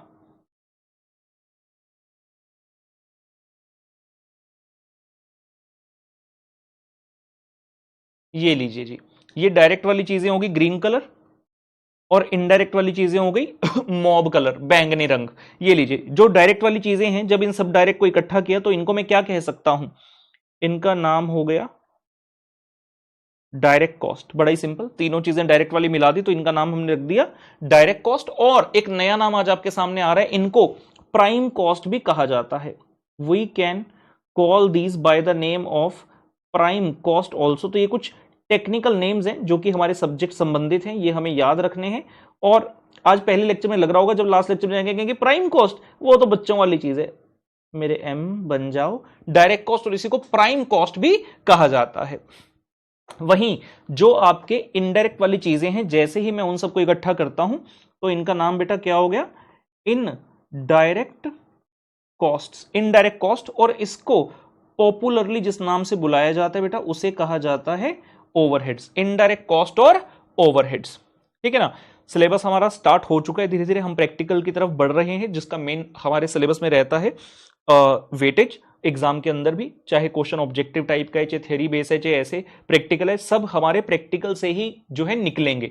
तो आप इस पर आराम से ध्यान देते रहिए। और जो मैंने कहा था, हमारी किताबें मोस्ट कॉम्प्रिहेंसिव है, आपने सिर्फ और सिर्फ हमारी किताब करनी है, उसके अलावा कुछ नहीं करना है। सर पास्ट ईयर के क्वेश्चन पेपर कर लूं, सर मैंने सुना एक ना आरटीपी की नाम की चीज होती है, सर हमने सुना एक मॉक टेस्ट पेपर एमटीपी भी होता है। कुछ नहीं करना बेटा, सब कुछ किताब के अंदर इंक्लूडेड है। और जब पढ़ाऊंगा तो साथ साथ बताता जाऊंगा कौन सा क्वेश्चन मॉड्यूल का है, कौन सा आरटीपी का, कौन सा एग्जाम का क्वेश्चन है, और कितने कितने नंबर का कब कब पूछा गया, सारी नॉलेज आप सबके साथ शेयर करता जाऊंगा। बस ट्रस्ट रखना कि भाई एक ऐसा शख्स हमारे जीवन में है जो हमें उचित टॉप मार्क्स दिलाने के लिए किसी भी हद तक गुजर जाएगा, ठीक है ना। और डाउट कोई आने नहीं दूंगा, डाउट कोई आने नहीं दूंगा। अगर डाउट आ गया तो फिर हमारा फायदा क्या वो पढ़ाने का, डाउट नहीं आने दूंगा, देखते जाओ मजे, ठीक है जी। इनडायरेक्ट कॉस्ट और ओवरहेड्स हो गया, डायरेक्ट कॉस्ट ओवर हो गया। डायरेक्ट कॉस्ट के आगे कुछ भी नहीं है, direct material, direct labour, direct expense add किया, डायरेक्ट कॉस्ट या प्राइम कॉस्ट बन गया। इनडायरेक्ट खर्चों को जब ऐड किया, indirect material, labour and expenses. अगर आपको याद हो, जब मैंने इनडायरेक्ट मटेरियल की बात की थी, मैंने पर्पसली एग्जांपल में ना डबल चीजें शेयर कर दी थी। मैंने कहा था इनडायरेक्ट मटेरियल, पहले एग्जांपल मैंने क्या लिया था, मैंने कहा घड़ी को बनाने के लिए जो मशीन इस्तेमाल हो रही है उसमें ऑयलिंग, ग्रीजिंग आपने किया होगा मशीन ताकि स्मूथली चलती रहे, राइट। अब वो तो कहां यूज हो रहा है, वो मटेरियल कहां यूज हो रहा है, फैक्ट्री में। मशीन कहां है, फैक्ट्री में। लेकिन मैंने साथ साथ एग्जांपल आपका लिया कि आप चार्टर्ड अकाउंटेंट बनके कंपनी में गए और आपका स्वागत किया गया, एक किट दी गई आपको, वेलकम किट, उसमें डायरी है, पेन है, लेट्स से की चेन है, एक्सेट्रा एक्सेट्रा। अब क्या आप फैक्ट्री में बैठकर काम करोगे? जी नहीं। जितने भी एडमिनिस्ट्रेशन वाले लोग हैं जिनका फैक्ट्री से डायरेक्टली कोई ताल्लुकात नहीं है, वो फैक्ट्री में बैठकर काम नहीं करते। ऑर्गेनाइजेशन कोई भी आप देखेंगे उसकी डिवीजन होगी। फिजिकल लोकेशन की बात कर रहा हूं, फैक्ट्री अलग जगह पर होगी और जो उनका ऑफिस होगा, जिसको आप कह सकते हैं रीजनल ऑफिस, कॉर्पोरेट ऑफिस, किसी भी नाम से बुला सकते हैं। This name is keeps on changing depending on company का साइज क्या है। अगर कोई बहुत बड़ी कंपनी है तो हर रीजन में ऑफिस बना रखे होंगे, रीजनल ऑफिस। अदरवाइज एक सेंट्रल जगह पर एक ऑफिस होगा, कॉर्पोरेट ऑफिस। एग्जांपल ले लेते हैं, नॉर्थ में एक जगह है, वहां का एग्जांपल लेते हैं, कहीं का भी ले सकते हैं। वैसे तो कंपनी जो अपना फैक्ट्री लगाती है, फैक्ट्री कभी भी शहर के बीचों बीच ऐसी जगह पर नहीं लगाई जाती। बड़े सारे रीजन है उसके। पहला रीजन तो होता है कि शहर में अगर आप जगह लेंगे फैक्ट्री लगाने के लिए, आपको शहर में बहुत महंगी जगह मिलती है। फैक्ट्री बनाने के लिए आपको खुला डुल्ला एरिया चाहिए, काफी सारा ओपन एरिया आपको चाहिए होता है, ठीक है ना। एंड वो एरिया क्योंकि बहुत बड़ा है, अगर आप शहर में लेंगे तो आपको महंगे दाम पर मिलेगा, रेंट के केस में भी और चाहे खरीदने जाए तब भी। दूसरा रीजन, एनवायरमेंटल क्लियरेंसेस। इंडिया में एनवायरनमेंट को लेके काफी सारे एक्ट हैं। एयर का अलग एक्ट है, वाटर का अलग एक्ट है, एनवायरमेंट प्रोटेक्शन एक्ट 1986 अलग है। मतलब कई सारे एक्ट्स हैं जो रेगुलेट करते हैं आपकी लोकेशन को, कि इंडस्ट्री का लोकेशन कहां होना चाहिए। जब मैं सीएस किया था और जब मैं सीएस को काफी साल पढ़ाता रहा इंटर फाइनल लेवल पर, तब हम ये चीजें बहुत डिटेल में कराते थे। इसके ऊपर हमारी बुक्स भी पब्लिश होती थी इंडिया में। 2013 से 2017 तक काफी एग्रेसिवली हमने उस पर काम किया था। So these are certain reason की जब फैक्ट्री हमें लगानी है, हम ना किसी दूर दराज एरिया में लगाते हैं जहां पर जमीन वगैरह सस्ती मिले और सरकार भी इंसेंटिव एक्सेट्रा देती है। क्योंकि क्या होता है, उस पर्टिकुलर एरिया में जब आप जाकर फैक्ट्री लगाते हैं आपने, तो रोजगार मिलता है उस एरिया के आसपास के लोगों को। तो लेट्स से हमने क्या किया, नॉर्थ में दिल्ली के पास एक जगह है गुड़गांव, जिसको गुरुग्राम कहा जाता है, और उसके पास एक जगह मानेसर। जब आप दिल्ली और जयपुर के बीच में रोड ट्रेवल करते हैं तो दिल्ली से गुड़गांव, गुड़गांव मानेसर और उसके बाद जयपुर का मतलब रास्ता निकलता है। तो मानेसर ऐसा एरिया है जो बहुत ज्यादा ऐसे बहुत बड़ा डेवलपमेंट का जोन नहीं रहा शुरू से। दिल्ली से आप कंपेयर नहीं कर सकते, गुड़गांव से कंपेयर नहीं कर सकते। तो मानेसर में क्या हुआ, लोगों ने इंडस्ट्रीज लगा ली, गवर्नमेंट ने भी कई तरह की स्कीम्स निकाली, तो फैक्ट्रीज वगैरह वहां पर लग गई। जैसे मारुति फॉर एग्जांपल, तो मारुति का प्लांट भी मानेसर में है, और भी कई सारे। और अगर आप नॉर्थ में हिमाचल की तरफ जाएं तो बद्दी, जिन्होंने सुना होगा, शिमला सुना है, सोलन सुना है, तो वहीं पर एक जगह है बद्दी। वहां पर स्पेशल इकोनॉमिक जोन है। गवर्नमेंट ने तरह तरह की स्कीम्स जो है बताई कि आप यहां पर अगर फैक्ट्री लगाई हम आपको ये सुविधाएं देंगे, टैक्सेस वगैरह कम लगाएंगे। तो लोगों ने वहां पर जाकर फैक्ट्री डाल ली। तो फैक्ट्री मेरी बद्दी में हो सकती है, फैक्ट्री मेरी मानेसर में हो सकती है, लेकिन ऑफिस कंपनीज यहां पर नहीं रखती। आप as a chartered accountant Baddi या मानेसर में नहीं बैठेंगे। कंपनी ने अपना कॉर्पोरेट ऑफिस खोल लिया लेट्स से गुड़गांव में, ठीक है ना। जब अगर कभी गुड़गांव गए हैं, जो वहां के देखते होंगे, जिस सड़क पर जा रहे हैं ऊंची ऊंची बिल्डिंग दिख रही है, दोनों तरफ ऊंची ऊंची बिल्डिंग्स दिख रही है। बिग फोर की बिल्डिंग्स भी वहां पर, पीडब्ल्यूसी, ईवाई, केपीएमजी, डिलॉयट, जो आपसे संबंधित है उसका नाम तो बता ही दिया मैंने, बिग फोर, ठीक है ना। तो ऑफिस वहां पर है। अब फैक्ट्री और ऑफिस दोनों अलग अलग लोकेशन पर होते हैं। फैक्ट्री के अंदर किन लोगों ने जाना है, जिन्होंने उस फैक्ट्री में काम करना है। आपका काम फैक्ट्री में जाकर नहीं होगा, आप तो ऑफिस में बैठकर काम करोगे। सवाल सुनते रहिएगा, बहुत इंपॉर्टेंट चीज बता रहा हूं। अब पॉइंट ये आ गया कि जैसे ही हमने इनडायरेक्ट चीजों को इकट्ठा किया, the indirect expenses shall be incurred, the indirect expenses shall be incurred at various places and not only at one place. Direct खर्चा जो है वो तो फैक्ट्री में ही होगा, उसमें कोई संदेह नहीं है। Direct material, direct labour, direct expense, ये सभी फैक्ट्री के अंदर होंगे। लेकिन जो इनडायरेक्ट खर्चा है वो जरूरी नहीं है फैक्ट्री में होगा, it can B in the factory. अगर वो फैक्ट्री का है, जो मैंने एग्जांपल लिया कि मशीन की ऑयलिंग, ग्रीजिंग, ये खर्चा कहां हो रहा है, फैक्ट्री में। मशीन कहां होती है, फैक्ट्री में, तो ये फैक्ट्री में हो रहा है। लेकिन आपको जो कंपनी ने किट दिया, आपको कंपनी ने जो किट दिया, ये खर्चा फैक्ट्री का नहीं, ये ऑफिस का है, ये ऑफिस से संबंध रखता है। और वहीं एक और एग्जांपल ले लूं, मान लीजिए कंपनी ने क्या किया, कंपनी ने सोचा कि यार हमने ना नया नया प्रोडक्ट लॉन्च किया, चलो इसकी ना एडवर्टीजमेंट कराते हैं। उन्होंने क्या किया, ब्रोशर छपवा लिए, लीफलेट छपवा लिए 5 लाख रुपए के, और टाइम्स ऑफ इंडिया में कह दिया रोज सुबह सुबह जब अखबार बटेगा ना, उससे पहले हमारा एक पेज डाल दो लीफलेट, ऐसे पेज अखबार के अंदर डाल दो, सो दैट हर घर में जब सुबह सुबह अखबार पहुंचेगा तो वो उनका लीफलेट निकल आएगा। अब ये जो लीफलेट है ये आपने खर्चा किया है, ये आपने खर्चा किया, और टेंजिबल आइटम ब्रोशर आपके पास है, लेकिन ये खर्चा क्या फैक्ट्री का है, क्या ऑफिस का है? नहीं, ये तो सेल्स का है, ये तो सेलिंग ओवरहेड है, ये तो सेल का खर्चा है। तो जितने भी हमारे इनडायरेक्ट खर्चे जिसको ओवरहेड के नाम से जाना जाता है, these are further categorised into 3 parts depending upon ये खर्चा कहां पर हो रहा है। It can be either in the factory और ऑफिस, और it can relate to sale. तो उस हिसाब से अब आगे ओवरहेड्स की हम फर्दर क्लासिफिकेशन बेटा करने जा रहे हैं। ये लीजिए, तो ओवरहेड्स को हम फर्दर क्लासिफाई कर रहे हैं, ओवरहेड्स को फर्दर क्लासिफाई कर रहे हैं। हम कह रहे हैं इसके अंदर आ गया जी, अगर फैक्ट्री संबंधित है तो प्रोडक्शन ओवरहेड्स, मैं इसके ना भिन्न भिन्न नाम लिखवाऊंगा, अभी जितना मैं लिख रहा हूं सिर्फ उतना लिखते रहिए। इसको फैक्ट्री ओवरहेड भी कहते हैं, मैन्युफैक्चरिंग ओवरहेड भी बोलते हैं, वर्क्स ओवरहेड भी बोलते हैं। दूसरा आ गया जी एडमिनिस्ट्रेशन ओवरहेड्स, एडमिनिस्ट्रेशन ओवरहेड्स, इसके भी भिन्न भिन्न नाम में बताऊंगा। और उसके बाद आ गया जी सेलिंग एंड डिस्ट्रीब्यूशन ओवरहेड्स, पूरा नाम मैंने बता दिया, सेलिंग एंड पुत्र डिस्ट्रीब्यूशन ओवरहेड्स। तो डिपेंडिंग अपॉन खर्चा कहां पर हो रहा है उसको इस प्रकार से आप बांट सकते हैं कि खर्चा किस किस टाइप का आपका होगा, ठीक है ना।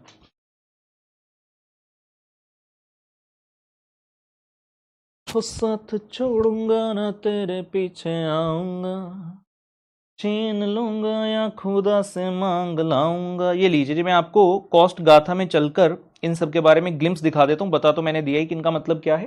तो कहता है जी जो ओवरहेड्स हैं उसके अंतर्गत 3 चीजें आ रही हैं। नंबर 1 है प्रोडक्शन और वर्क्स ओवरहेड, नंबर 2 एडमिनिस्ट्रेशन, और नंबर 3 सेलिंग एंड डिस्ट्रीब्यूशन। इनका नाम एक साथ लिया जा सकता है। फैक्ट्री ओवरहेड कौन से हैं? The expenses which are incurred in the factory for the running of the factory. और कौन से? We are only talking about the indirect, क्योंकि अब हम किसके अंदर हैं? ओवरहेड्स के अंदर है, अब डायरेक्ट की बात नहीं हो रही। फिर एडमिनिस्ट्रेशन कौन से हैं? जो इनडायरेक्ट कहां हो रहे हैं? मैनेजमेंट और एडमिनिस्ट्रेशन जो रिलेट करते हैं, जैसे कि ऑफिस का रेंट हो गया, ऑफिस की लाइट का खर्चा, ऑफिस का टेलीफोन, ये सब डिटेल में भी होगी बात। सेलिंग ओवरहेड इनडायरेक्ट एक्सपेंस जो कि मार्केटिंग के लिए है। डिस्ट्रीब्यूशन को अलग से कहना तो इनडायरेक्ट एक्सपेंस जो कि गुड्स को डिस्ट्रीब्यूट करने में खर्चा होता है, डिस्ट्रीब्यूट मतलब डिस्पैच करने में जो खर्चा होता है, ठीक है ना। ये सब चीजें हम करेंगे डिटेल में, यहां ये आपको पढ़ाना था।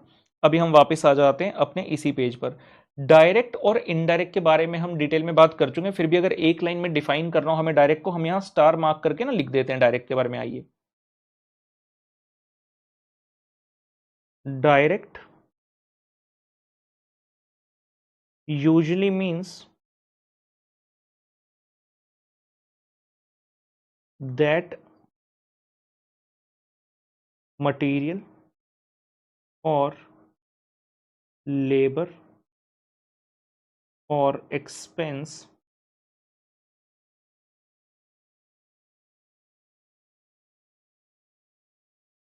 Direct usually means that material और लेबर और एक्सपेंस, मतलब मैं direct material, direct labour, direct expense के लिए एक सिंपल सी चीज बता रहा हूं। Direct usually means that material और लेबर और expense which can be identified, which can be identified on a which can be identified on a per unit basis very conveniently, on a per unit basis very conveniently, मतलब कोई भी ऐसा खर्चा जिसको आप बड़े ही कन्वीनियंस से पर यूनिट बेस पर आइडेंटिफाई कर पाए कि भाई एक यूनिट को बनाने में इतने का मटेरियल या इतने का लेबर या इतने का एक्सपेंस लगा है, अगर ये आइडेंटिफाई हो गया मतलब वो खर्चा कौन सा है? डायरेक्ट है।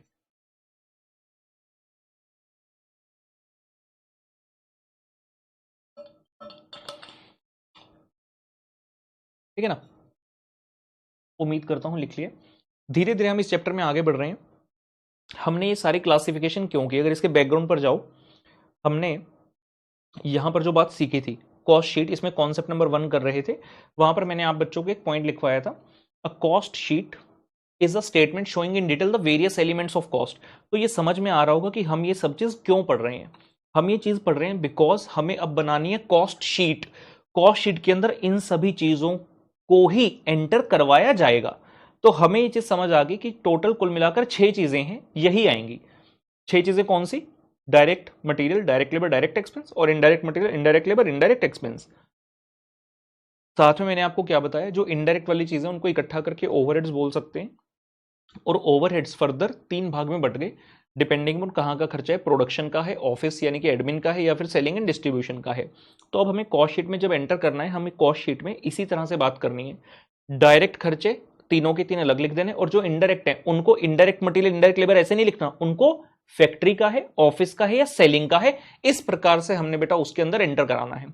कुल मिलाकर यही चीजें हैं, इसी की डिस्कशन हमने करनी है। तो हमारा मोस्ट इंपॉर्टेंट पॉइंट आ गया, concept number 3, format of the cost sheet. आइए जी लिखेंगे, concept number 3, format of cost sheet.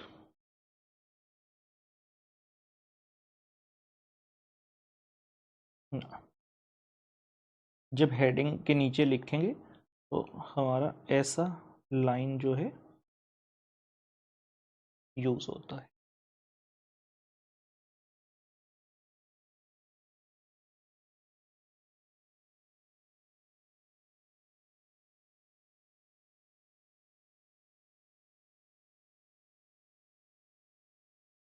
ये लीजिए, कॉन्सेप्ट नंबर 3 आ गया हमारा, फॉर्मेट ऑफ कॉस्ट शीट। में अपना पेज सेट कर लूँ, आप लोग भी रजिस्टर में नया पेज निकाल लेंगे। मैंने कल के लेक्चर में भी बताया था कि थोड़ा सा लगेगा कि यार वेस्ट हो रहा है पेज मेरा, काश मैं उसमें लिख पाता, जगह बच गई सर, 6 लाइन बच गई पिछले पेज में। कोई बात नहीं पुत्र, ये चीजें तुम्हें रिवीजन में बड़ी हेल्प करेंगी।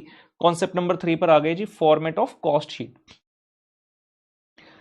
जब फॉर्मेट ऑफ कॉस्ट शीट पर जा रहे हैं, सबसे पहले मैं बात कर लूं आपसे इंक्लूजन्स की।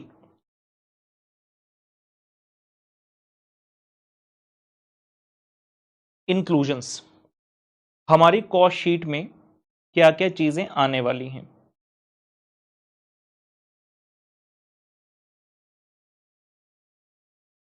किस अंदाज में चीजें आने वाली हैं।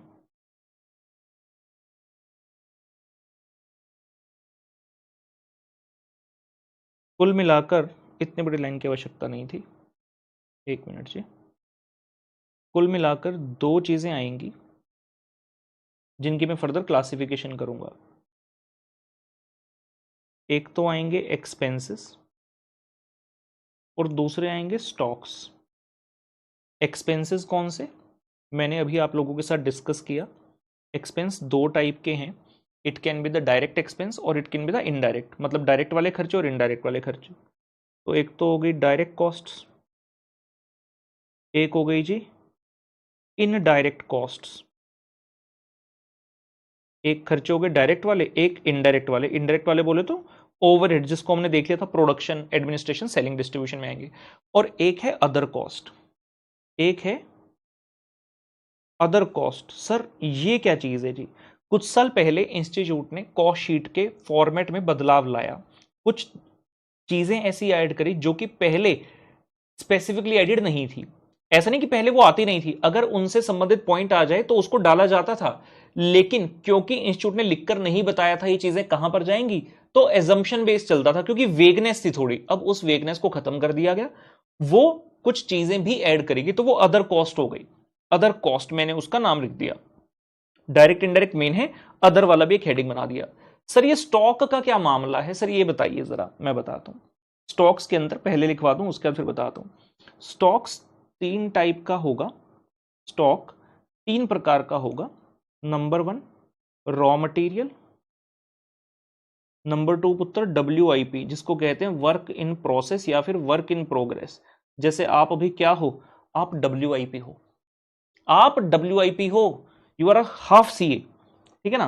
और अंत में आ गया FG, जिसको बोलते हैं फुल फॉर्म में फिनिश्ड गुड्स।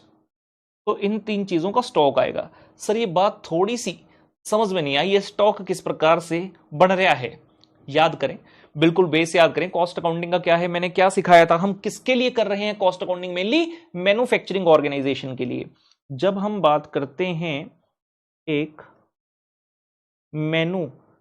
मैन्युफैक्चरिंग ऑर्गेनाइजेशन की, जब हम बात करते हैं मैन्युफैक्चरिंग ऑर्गेनाइजेशन की,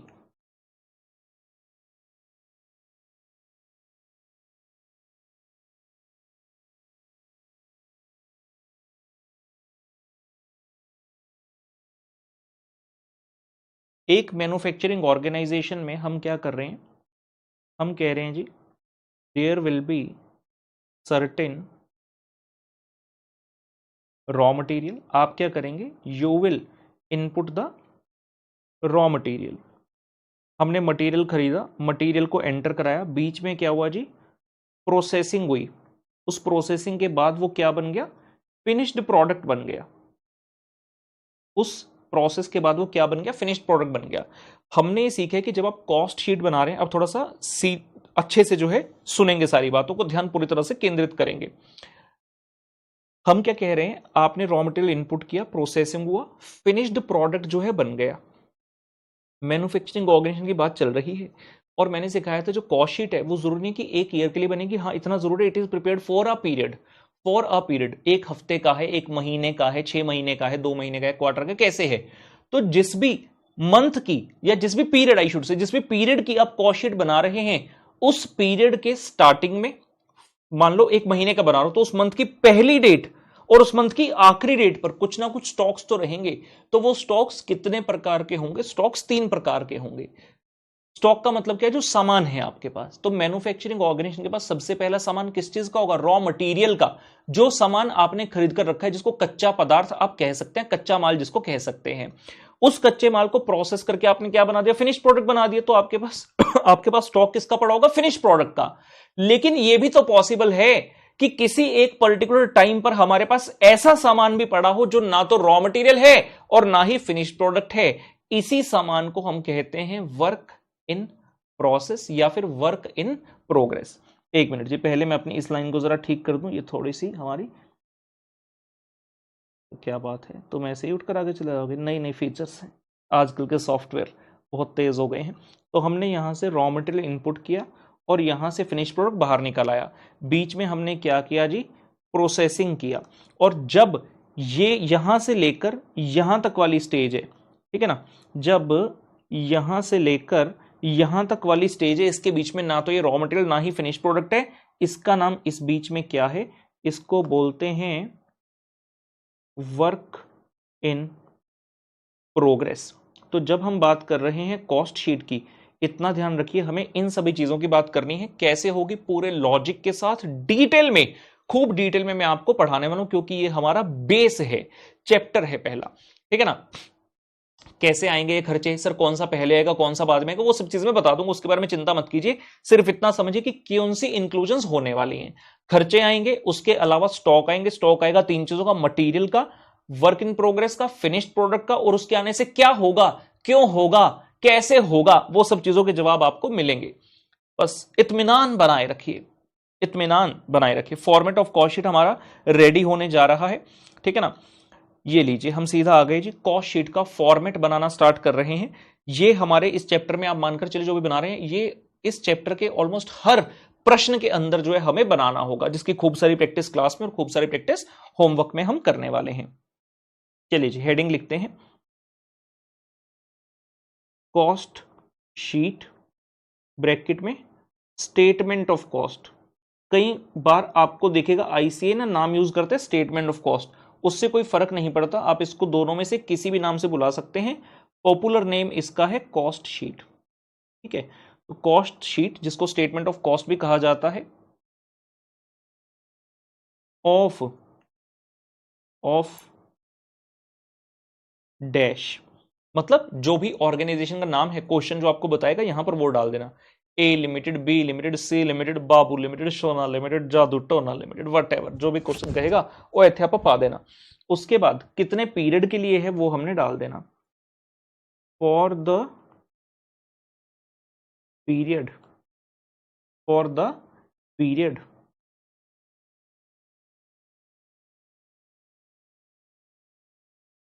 डैश टू डैश। अगर सीधा सीधा बता दे, for the month January 2024, for the month June 2023 वगैरह वगैरह। Otherwise for the period 1 January to 31 January, किसी भी तरह से जो भी पीरियड होगा वो यहां पर लिख देना। ये बिल्कुल बेसिक है, इस तरह से करना है। बिलीव मी, बहुत सारे टीचर्स क्या सिखाएंगे सीधा, और बहुत सारे बच्चे क्या करेंगे, आप अपने किसी फ्रेंड वगैरह का रजिस्टर देखेंगे ना, क्या लिखेगा, कॉस्ट शीट खत्म, कॉस्ट शीट खत्म, मैं क्यों लिखूं ये सब। तो ये चीजें कोई बताता नहीं, अच्छी है, इंपॉर्टेंट है, एग्जाम में जब ऐसा काम करेंगे तभी तो बाबू नंबर मिलेंगे, और कोई नंबर वहां लंगर थोड़ी चल रहा है जो यूं ही बढ़ जाएंगे। ये लीजिए, आगे बढ़ रहे हैं, इसमें आएगा serial number, particulars, total cost, bracket में रुपए का साइन, और कॉस्ट पर यूनिट, फिर से ब्रैकेट में रुपए का sign. Serial number, particulars, total cost, cost per unit. मेन दो ही कॉलम है, पर्टिकुलर्स का कॉलम है और टोटल कॉस्ट का कॉलम है। यही दो कॉलम इंपॉर्टेंट है। पर यूनिट वाला कॉलम बहुत ही हार्डली किसी क्वेश्चन में हम बनाएंगे। सीरियल नंबर नहीं लिखोगे तो भी काम चल जाएगा, लेकिन फॉर्मेट के अंतर्गत, फॉर्मेट बनाने भी तो मॉडल एक फॉर्मेट जिसको बोलते हैं, तो यहां पर मैं सब चीजें आपको बताने जा रहा हूं। ये वाली स्टार्ट कर रहे हैं, सिर्फ आराम से लिखते चलेंगे पहले, उसके बाद एक एक पॉइंट को उठा उठाकर रगड़ कर पढ़ाई करेंगे। ये लीजिए जी, सबसे पहले नंबर 1 लिखिए जी। Number 1, direct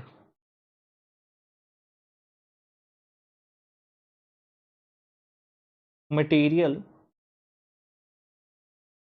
consumed, direct material consumed.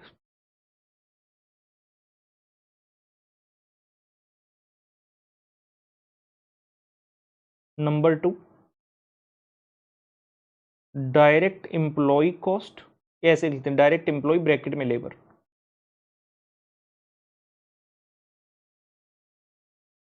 Direct employ cost. Number 3, direct expenses. Number 3, direct expenses. सबसे पहले काम, तीनों के तीन डायरेक्ट खर्चे लिख लिए, direct material, direct labour, direct expenses. इन सबको जोड़कर क्या बन गया हमारे पास, इन सबको जोड़कर बन गया बेटा प्राइम कॉस्ट। हमने सीखा था ना, direct cost oblique prime cost, popular name, technical name क्या है, प्राइम कॉस्ट। ये कैसे आया हमारे पास प्राइम कॉस्ट, ब्रैकेट में बता दूं, 1+2+3। हमने डायरेक्ट मटेरियल के अंदर डायरेक्ट लेबर यानी कि डायरेक्ट एम्प्लॉय कॉस्ट को जोड़ा, डायरेक्ट एक्सपेंस को जोड़ा, तो हमारे पास आ गया प्राइम कॉस्ट। कई बार बच्चे कहते हैं सर सबसे पहले डायरेक्ट वालों को क्यों लिखा। याद कीजिए, इकोनॉमिक्स के अंदर भी आपने कहीं ना कहीं ये पढ़ा है कि there are two types of data, primary and secondary data. Primary का मतलब क्या होता है, जो बिल्कुल प्राइम है, जो इजीली आइडेंटिफाई, जो बिल्कुल फ्रेश है, सबसे पहले उसकी बात की जाती है। उसके अलावा बता दो, जब आप नए नए अकाउंट्स में आए थे, आपने सीखा था जर्नल, जर्नल एंट्री करना, और उसका क्या नाम होता था, definition, journal is the prime books of entry. Prime books, prime कैसे बना, प्राइमरी से, जो सबसे पहले है, सबसे पहले वही तो आएगा। तो सबसे इजीली किसको आइडेंटिफाई करना आसान है, डायरेक्ट वाले खर्चे को, तो हमने सारे के सारे डायरेक्ट खर्चे लिख दिए। अब आएंगे सारे इनडायरेक्ट खर्चे। इनडायरेक्ट खर्चे आएंगे, इनडायरेक्ट कैसे आएंगे, इस 3 भाग में, प्रोडक्शन, एडमिनिस्ट्रेशन और सेलिंग। मुझे ये बताइए, पहले प्रोडक्ट प्रोड्यूस होगा, मैन्युफैक्चर होगा यानी कि बनेगा, या पहले सेल हो जाएगा मार्केट में, क्या होगा पहले, पहले बनेगा, पहले बनेगा, उसके बाद जाएगा सेल होने के लिए। तो पहले खर्चा कौन सा आना चाहिए, प्रोडक्शन वाला कि सेलिंग वाला, प्रोडक्शन वाला। लोग रट्टा मरवाते हैं, कहते हैं कॉस्ट में रट्टा मार लो, पहले फैक्ट्री का आएगा बाद में लास्ट में सेलिंग आएगा। रट्टा नहीं है भाई, लॉजिक से, लॉजिक से आना चाहिए। तो सबसे पहले प्रोडक्शन का खर्चा आएगा, क्योंकि प्रोडक्ट पहले बनेगा फैक्ट्री में, तो फैक्ट्री के खर्चे आएंगे। अंत में आएंगे सेलिंग डिस्ट्रीब्यूशन के, क्योंकि वो अंत में सेल होगा, और बीच में जो बच गया एडमिनिस्ट्रेशन का खर्चा हमारा आ जाएगा। इस तरह से आएगा, पहले प्रोडक्ट बनेगा, फिर प्रोडक्ट की हम कह रहे हैं अकाउंटिंग होगी, तो एडमिनिस्ट्रेशन होगी, और अंत में प्रोडक्ट हमारा सेल हो जाएगा। तो इस तरह से हायरार्की पुत्र बनेगी। सबसे पहले फैक्ट्री के खर्चे आ रहे हैं, लिख लेंगे जी नंबर 5। नंबर 5,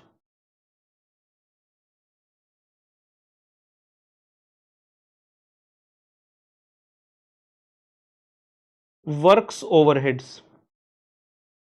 वर्क्स ओवरहेड्स बोलते हैं जी इसे।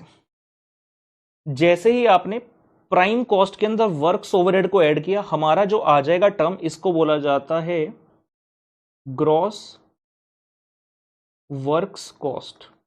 ग्रॉस वर्क्स कॉस्ट कैसे बन गया?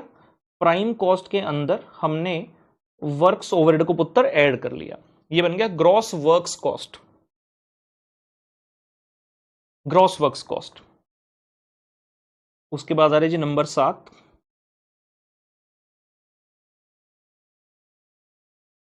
Opening stock of work in progress. और 8th,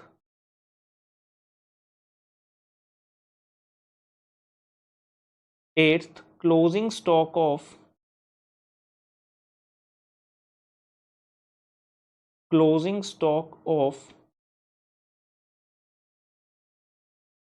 work in progress. Closing stock of work in progress. ऐसा करते हुए लिख लीजिए पहले इन दोनों को आराम से। ऐसा करते हुए हम पहुंच जाएंगे नेट कॉस्ट पर। नेट नहीं लिखना, सिंपल वर्क्स कॉस्ट लिख देंगे तो भी काम चल जाएगा।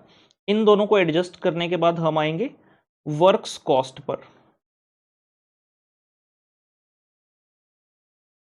मैं ब्रैकेट में वैसे लिखकर बता देता हूं कि ये हमारी कौन सी वर्क्स कॉस्ट आई है जी। अगर ऊपर वाली ग्रॉस थी तो ये हमारी नेट वर्क्स कॉस्ट है। इंस्टीट्यूट ये नाम यूज नहीं करता, आप करोगे ऐसा नहीं है कि इंस्टीट्यूट गलत कर देगा, ठीक है ना। तो नेट वर्क्स कॉस्ट भी इसे कह सकते हैं, वर्क्स कॉस्ट। और ये कैसे आया ध्यान से देखेंगे। जो नंबर 6 था, जो ग्रॉस वर्क्स कॉस्ट था, उसमें हमने ओपनिंग WIP ऐड किया और जो क्लोजिंग स्टॉक ऑफ WIP था उसे माइनस किया। तो 6 में 7 को प्लस किया है, 8 को माइनस किया है। हम ऐसा करते हैं, यहां पर लिखते भी चलते हैं, इस किसी डिफरेंट कलर से एक से ना बना लेते हैं। ये लीजिए वॉयलेट कलर से। डायरेक्ट मटेरियल में डायरेक्ट लेबर और डायरेक्ट एक्सपेंस ऐड किए तो प्राइम कॉस्ट आ गया। प्राइम कॉस्ट में वर्क्स ओवरहेड ऐड किए तो ग्रॉस वर्क्स कॉस्ट आ गया। इसके अंदर बेटा ओपनिंग WIP ऐड किया, क्लोजिंग WIP माइनस किया, तो हम वर्क्स कॉस्ट तक आ गए। ये सब क्यों हो रहा है उसके लिए थोड़ा सा इंतजार कीजिए, एक बार पहले फॉर्मेट बना लेते हैं, फिर इन सब चीजों को आराम से इत्मीनान से समझेंगे। ये आ गया जी वर्क्स कॉस्ट, ठीक है। ये लीजिए अब आ रहे हैं नंबर आगे 10 पर। नंबर 10 लिखेंगे क्वालिटी कंट्रोल कॉस्ट।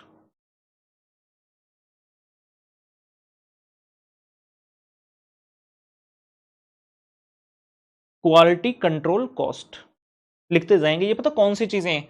थोड़ी देर पहले मैंने एक हेड बताया था आपको, अदर कॉस्ट। ये वाला इंस्टीट्यूट ने जो नया इंक्लूजन किया था नई कॉस्ट शीट में, उसकी बात हम कर रहे हैं। यहां पर एक साथ ये चीजें आएंगी। कुल मिलाकर 5 चीजें हैं। 4 एक्सपेंस के नेचर में है, एक माइनस के नेचर में है। छोटा सा एक स्क्रैप का इनकम होता है उसके बारे में। क्वालिटी कंट्रोल कॉस्ट हो गया, लिखेंगे आगे 11 number research and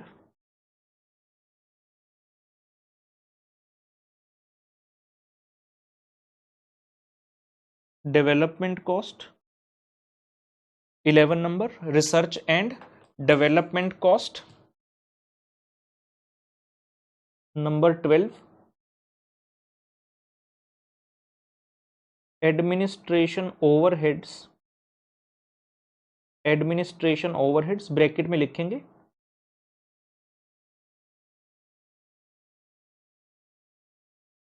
related to production activity. Bracket में लिख लेंगे related to production activity. Number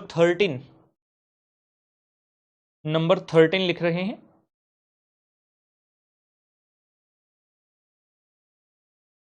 credit for recoveries, या फिर इसको स्क्रैप भी बोल सकते हैं, या फिर by products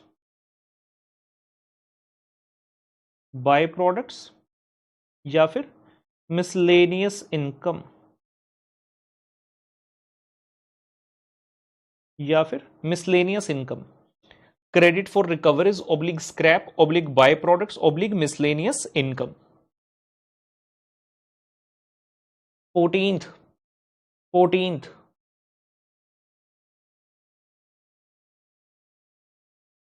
packing cost, 14th packing cost bracket में primary, 14th packing cost bracket में प्राइमरी। और ये हमारा पड़ाव आ गया जी। पहले पहले कौन से पड़ाव आए हैं? एक प्राइम कॉस्ट का पड़ाव आ चुका है नंबर 4, एक नंबर 6 ग्रॉस वर्क्स कॉस्ट का पड़ाव आ चुका है, एक नंबर 9 वर्क्स कॉस्ट का पड़ाव आ चुका है। और अब नया पड़ाव आ रहा है नंबर 15, जिसको बोला जाता है कॉस्ट ऑफ प्रोडक्शन।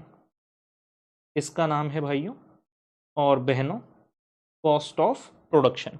ये कैसे आया? हम नंबर 9 तक पहुंच चुके थे, तो ब्रैकेट में लिख रहे हैं 9 में हमने क्या किया? क्वालिटी कंट्रोल का खर्चा जो नंबर 10 था प्लस किया, फिर नंबर 11 जो रिसर्च एंड डेवलपमेंट का खर्चा था वो भी प्लस किया, administration overhead related to production plus किया, एक 13th था स्क्रैप माइनस किया। क्यों? हम बना रहे हैं कॉस्ट शीट, ये एक छोटा सा स्क्रैप का इनकम है, इसके कारण मेरी ओवरऑल कॉस्ट कम हो जाती है, तो हमने इसे माइनस कर दिया।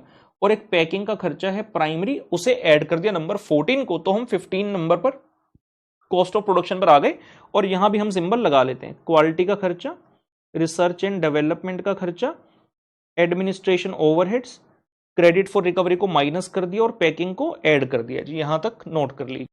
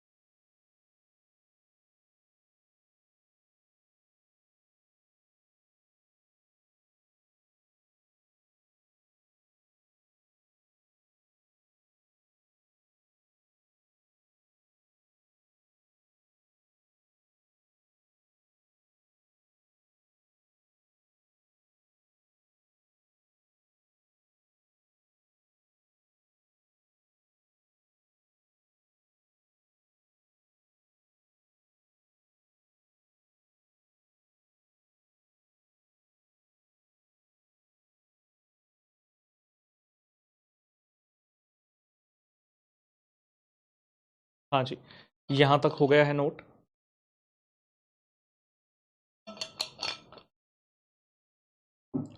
बढ़ते हैं आगे। आपका वही पेज चलता जा रहा है तो बहुत बढ़िया बात है, मेरे को आगे बढ़ना पड़ेगा।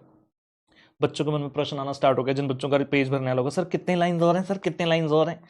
7-8 लाइन अप्रोक्सीमेटली और होंगे अभी। 15 नंबर तो हो गया, कॉस्ट ऑफ प्रोडक्शन में 16 नंबर लिख रहा हूं यहां। नंबर 16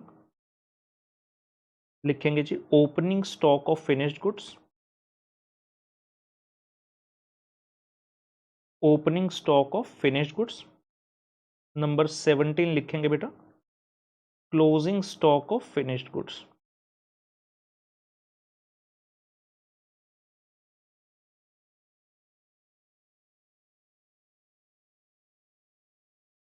नंबर 17 लिखेंगे closing stock of finished goods. हमारा फिर से एक बार पड़ाव आ गया, इस पड़ाव का नाम है cost of goods sold. Cost of goods sold ये कैसे आएगा? पिछला पड़ाव था नंबर 15 पर, हमने उसमें 16 को ऐड करना है, 17 को माइनस करना है। 16 को करना है add opening stock of FG को, 17 को करना है माइनस, और ये आ जाएगा जी कॉस्ट ऑफ गुड्स सोल्ड। 15 में 16 को प्लस किया, 17 को माइनस किया, ये आ गया जी कॉस्ट ऑफ गुड्स सोल्ड। ये हो गया। 19 नंबर पर आ गए। 19 नंबर लिखेंगे administration overheads, administration overheads. Sir ये थोड़ी देर पहले भी तो लिखे थे, ये देखिए थोड़ी देर पहले नंबर 12 में लिखा था एडमिनिस्ट्रेशन ओवरहेड, लेकिन ब्रैकेट में था रिलेटेड टू प्रोडक्शन एक्टिविटी। यहां रिलेटेड टू प्रोडक्शन एक्टिविटी नहीं लिखना, यहां लिख दीजिएगा जनरल, यहां लिख दीजिएगा general. 19 number administration overhead general. Number 20 marketing overheads. Number 20 marketing overheads. Marketing के अंतर्गत दो पॉइंट आएंगे, पहला आएगा सेलिंग ओवरहेड्स और दूसरा आएगा distribution overheads.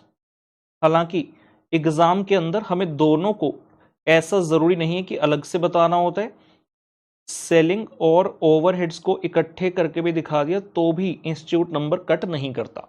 Selling overhead, distribution overhead इस प्रकार से भी दिखा देना। मार्केटिंग मेजर हेड बना दिया, उसके अंदर सेलिंग और डिस्ट्रीब्यूशन वाले आ गए।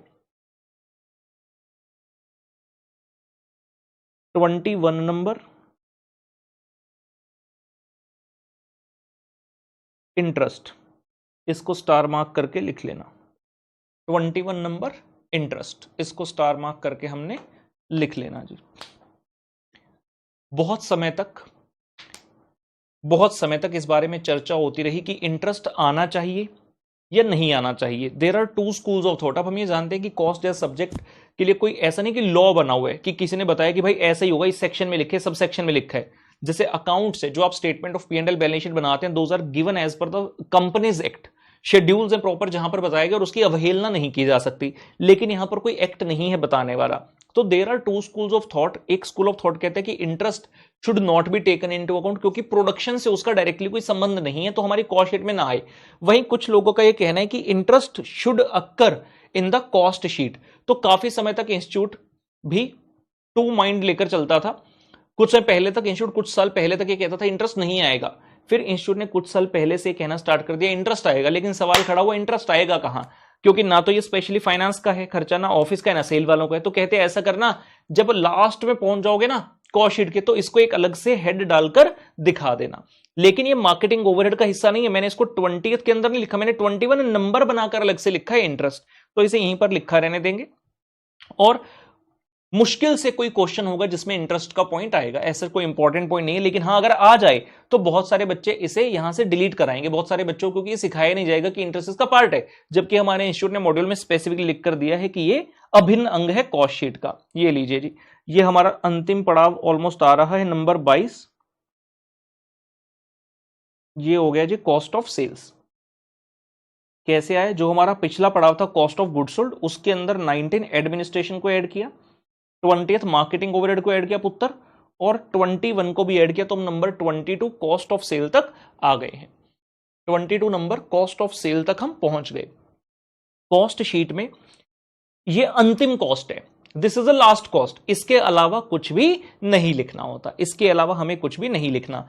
लेकिन कॉस्ट शीट का मेन पर्पस सिर्फ कॉस्ट तक पहुंचना नहीं है। बहुत सारे केसेस ऐसे होंगे जहां पर प्रश्न हमें कहेगा आपका ना सेल्स इतने रुपए का हुआ, तो बताना जरा कितना प्रॉफिट हुआ। तो यार जब फाइनल कॉस्ट तक पहुंचेगी, मान लो ये वाली कॉस्ट आ गई 90 लाख की, और क्वेश्चन आपको बोलता है कि जो सेल्स है ना वो 100 लाख यानी कि 1 करोड़ रुपए की हुई है, तो प्रॉफिट कितना हुआ? 10 लाख रुपए का।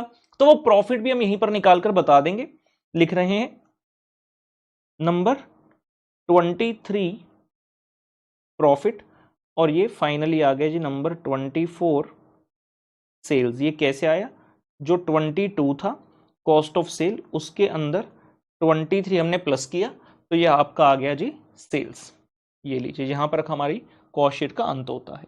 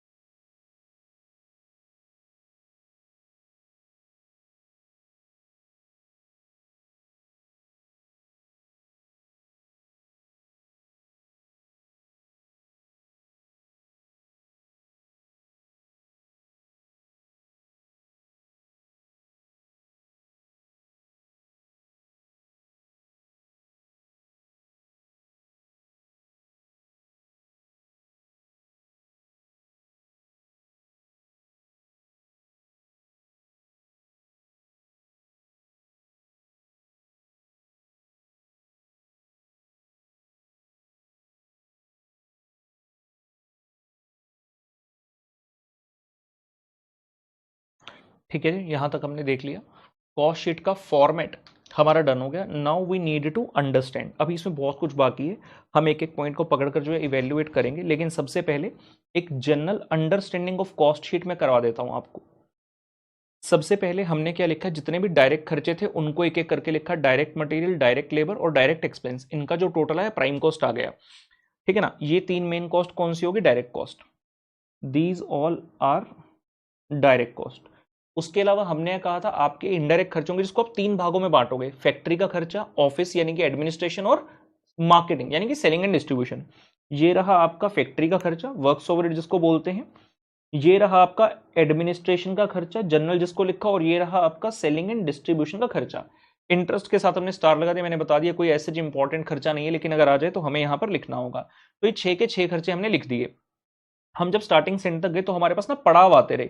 हमने इनको पड़ाव क्यों बोला, जब केबीसी भी देखते हैं वहां पर अमिताभ जी स्टाइल में बोलते हैं कि देवी और सज्जनों, पहले 5 प्रश्न के बाद पड़ाव आएगा 20,000 रुपए का, यानी कि एक बार आप 20,000 तक पहुंच गए तो कम से कम उतनी धनराशि तो घर लेकर जाइएगा ही। तो यहां पर पड़ाव आ गया जी, नंबर 4 प्राइम कॉस्ट, मतलब प्राइम कॉस्ट तक का काम हो गया, अब सिर्फ आगे बढ़ना है। उसी प्रकार से ग्रॉस वर्क्स कॉस्ट आया, वर्क्स कॉस्ट आया, कॉस्ट ऑफ प्रोडक्शन आया, उसके बाद आया था कॉस्ट ऑफ गुड्स सोल्ड और कॉस्ट ऑफ सेल्स, और फाइनली आया आपका सेल्स, जहां पर हमारे प्रॉफिट को निकाल लिया। ठीक है, 3 खर्चे डायरेक्ट, 3 खर्चे इनडायरेक्ट हमने लिख लिए। उसके बाद जहां तक बात आई इनकी, ये 5 पॉइंट ऐसे थे जो मैंने आपको बताया कि इंस्टीट्यूट ने कुछ समय पहले इनको ऐड किया, पहले इनके बारे में क्लैरिटी नहीं थी कि ये कहां पर जाएंगे, जिसमें 5 चीजें, quality control, research and development, admin overhead related to production वाले, और एक है पैकिंग कॉस्ट, ब्रैकेट में प्राइमरी, मतलब प्राइमरी पैकिंग का खर्चा है। ये 4 कॉस्ट हैं, और एक है रिडक्शन ऑफ कॉस्ट, लिखा है credit for recovery, scrap, by product, miscellaneous income, उसको माइनस किया गया है। उसके अलावा स्टॉक्स हैं। उसके अलावा मैंने क्या बताया था, 3 तरह के स्टॉक्स होंगे, रॉ मटेरियल का स्टॉक, WIP का स्टॉक और FG का स्टॉक। जहां तक FG के स्टॉक की बात है, हमें ये दिख रहा है, ये रहा जी FG का स्टॉक। जहां तक WIP की बात है, ये हमें दिख रहा WIP का स्टॉक। सर आपने कहा था मटेरियल का स्टॉक भी होगा, वो तो है ही नहीं, है। यहां देखेंगे डायरेक्ट मटेरियल कंज्यूम्ड लिखा है। जब वर्ड कंज्यूम्ड लिखा है, इसका मतलब जो रॉ मटेरियल का स्टॉक है वो इसमें ऑलरेडी एडजस्टेड है। मैं आपको जब डिटेल में सिखाऊंगा फॉर्मूलाज तो बताऊंगा कि डायरेक्ट मटेरियल कंज्यूम कैसे बनता है। जो opening stock of material and closing stock of material है वो ऑलरेडी इसके अंदर आ चुका है, मतलब opening stock of material add हो चुका है और क्लोजिंग स्टॉक ऑफ मटेरियल पुत्र माइनस हो चुका है। इसलिए आप देखेंगे मैंने वर्ड डायरेक्ट मटेरियल नहीं लिखा, मैं लिखा डायरेक्ट मटेरियल कंज्यूम्ड। कंज्यूम्ड का मतलब होता है यूज, आपने कितने रुपए का किया है। इनमें जब हम डिटेल में बातचीत करेंगे, सबसे जो पहला पॉइंट है डायरेक्ट मटेरियल कंज्यूम्ड, उसी में सबसे ज्यादा समय हमें लगेगा, तो वहीं पर मैं इसके स्टॉक्स की बात भी आपको बताऊंगा। ठीक है, अभी ऐसा करते हैं, सबसे पहले अंडरस्टैंडिंग एक करनी है हमें कॉस्ट शीट की। ठीक है ना, मेरे पास 2 रास्ते हैं। पहला है मैं पहले अंडरस्टैंडिंग करवा दूं, समझा दूं, या फिर पहले एक एक पॉइंट को लिखवा दूं। तो पहले मैं समझा देता हूं, एक बार समझ आ जाएगा तो फिर लिखने में भी हमें मजा आएगा। समझाने में क्या है बेसिकली कि ये स्टॉक्स जो है ये क्यों अपीयर हो रहे हैं, why these are appearing, what is their meaning and how we are going to tackle all this. ठीक है, अंडरस्टैंडिंग द कॉस्ट शीट, इसको लिखने की आवश्यकता नहीं है, मैं सिखा दूंगा ऐसे ही आपको। एक हेडिंग मैं जरूर लिख दूंगा अपने पास, मेरे पास रिटर्न रिकॉर्ड रहेगा कि मैंने ये आपको करवा दिया। मेरे पास रिटर्न रिकॉर्ड रहेगा कि मैंने ये आपको करवा दिया, कोई कॉन्सेप्ट नंबर नहीं बना रहे।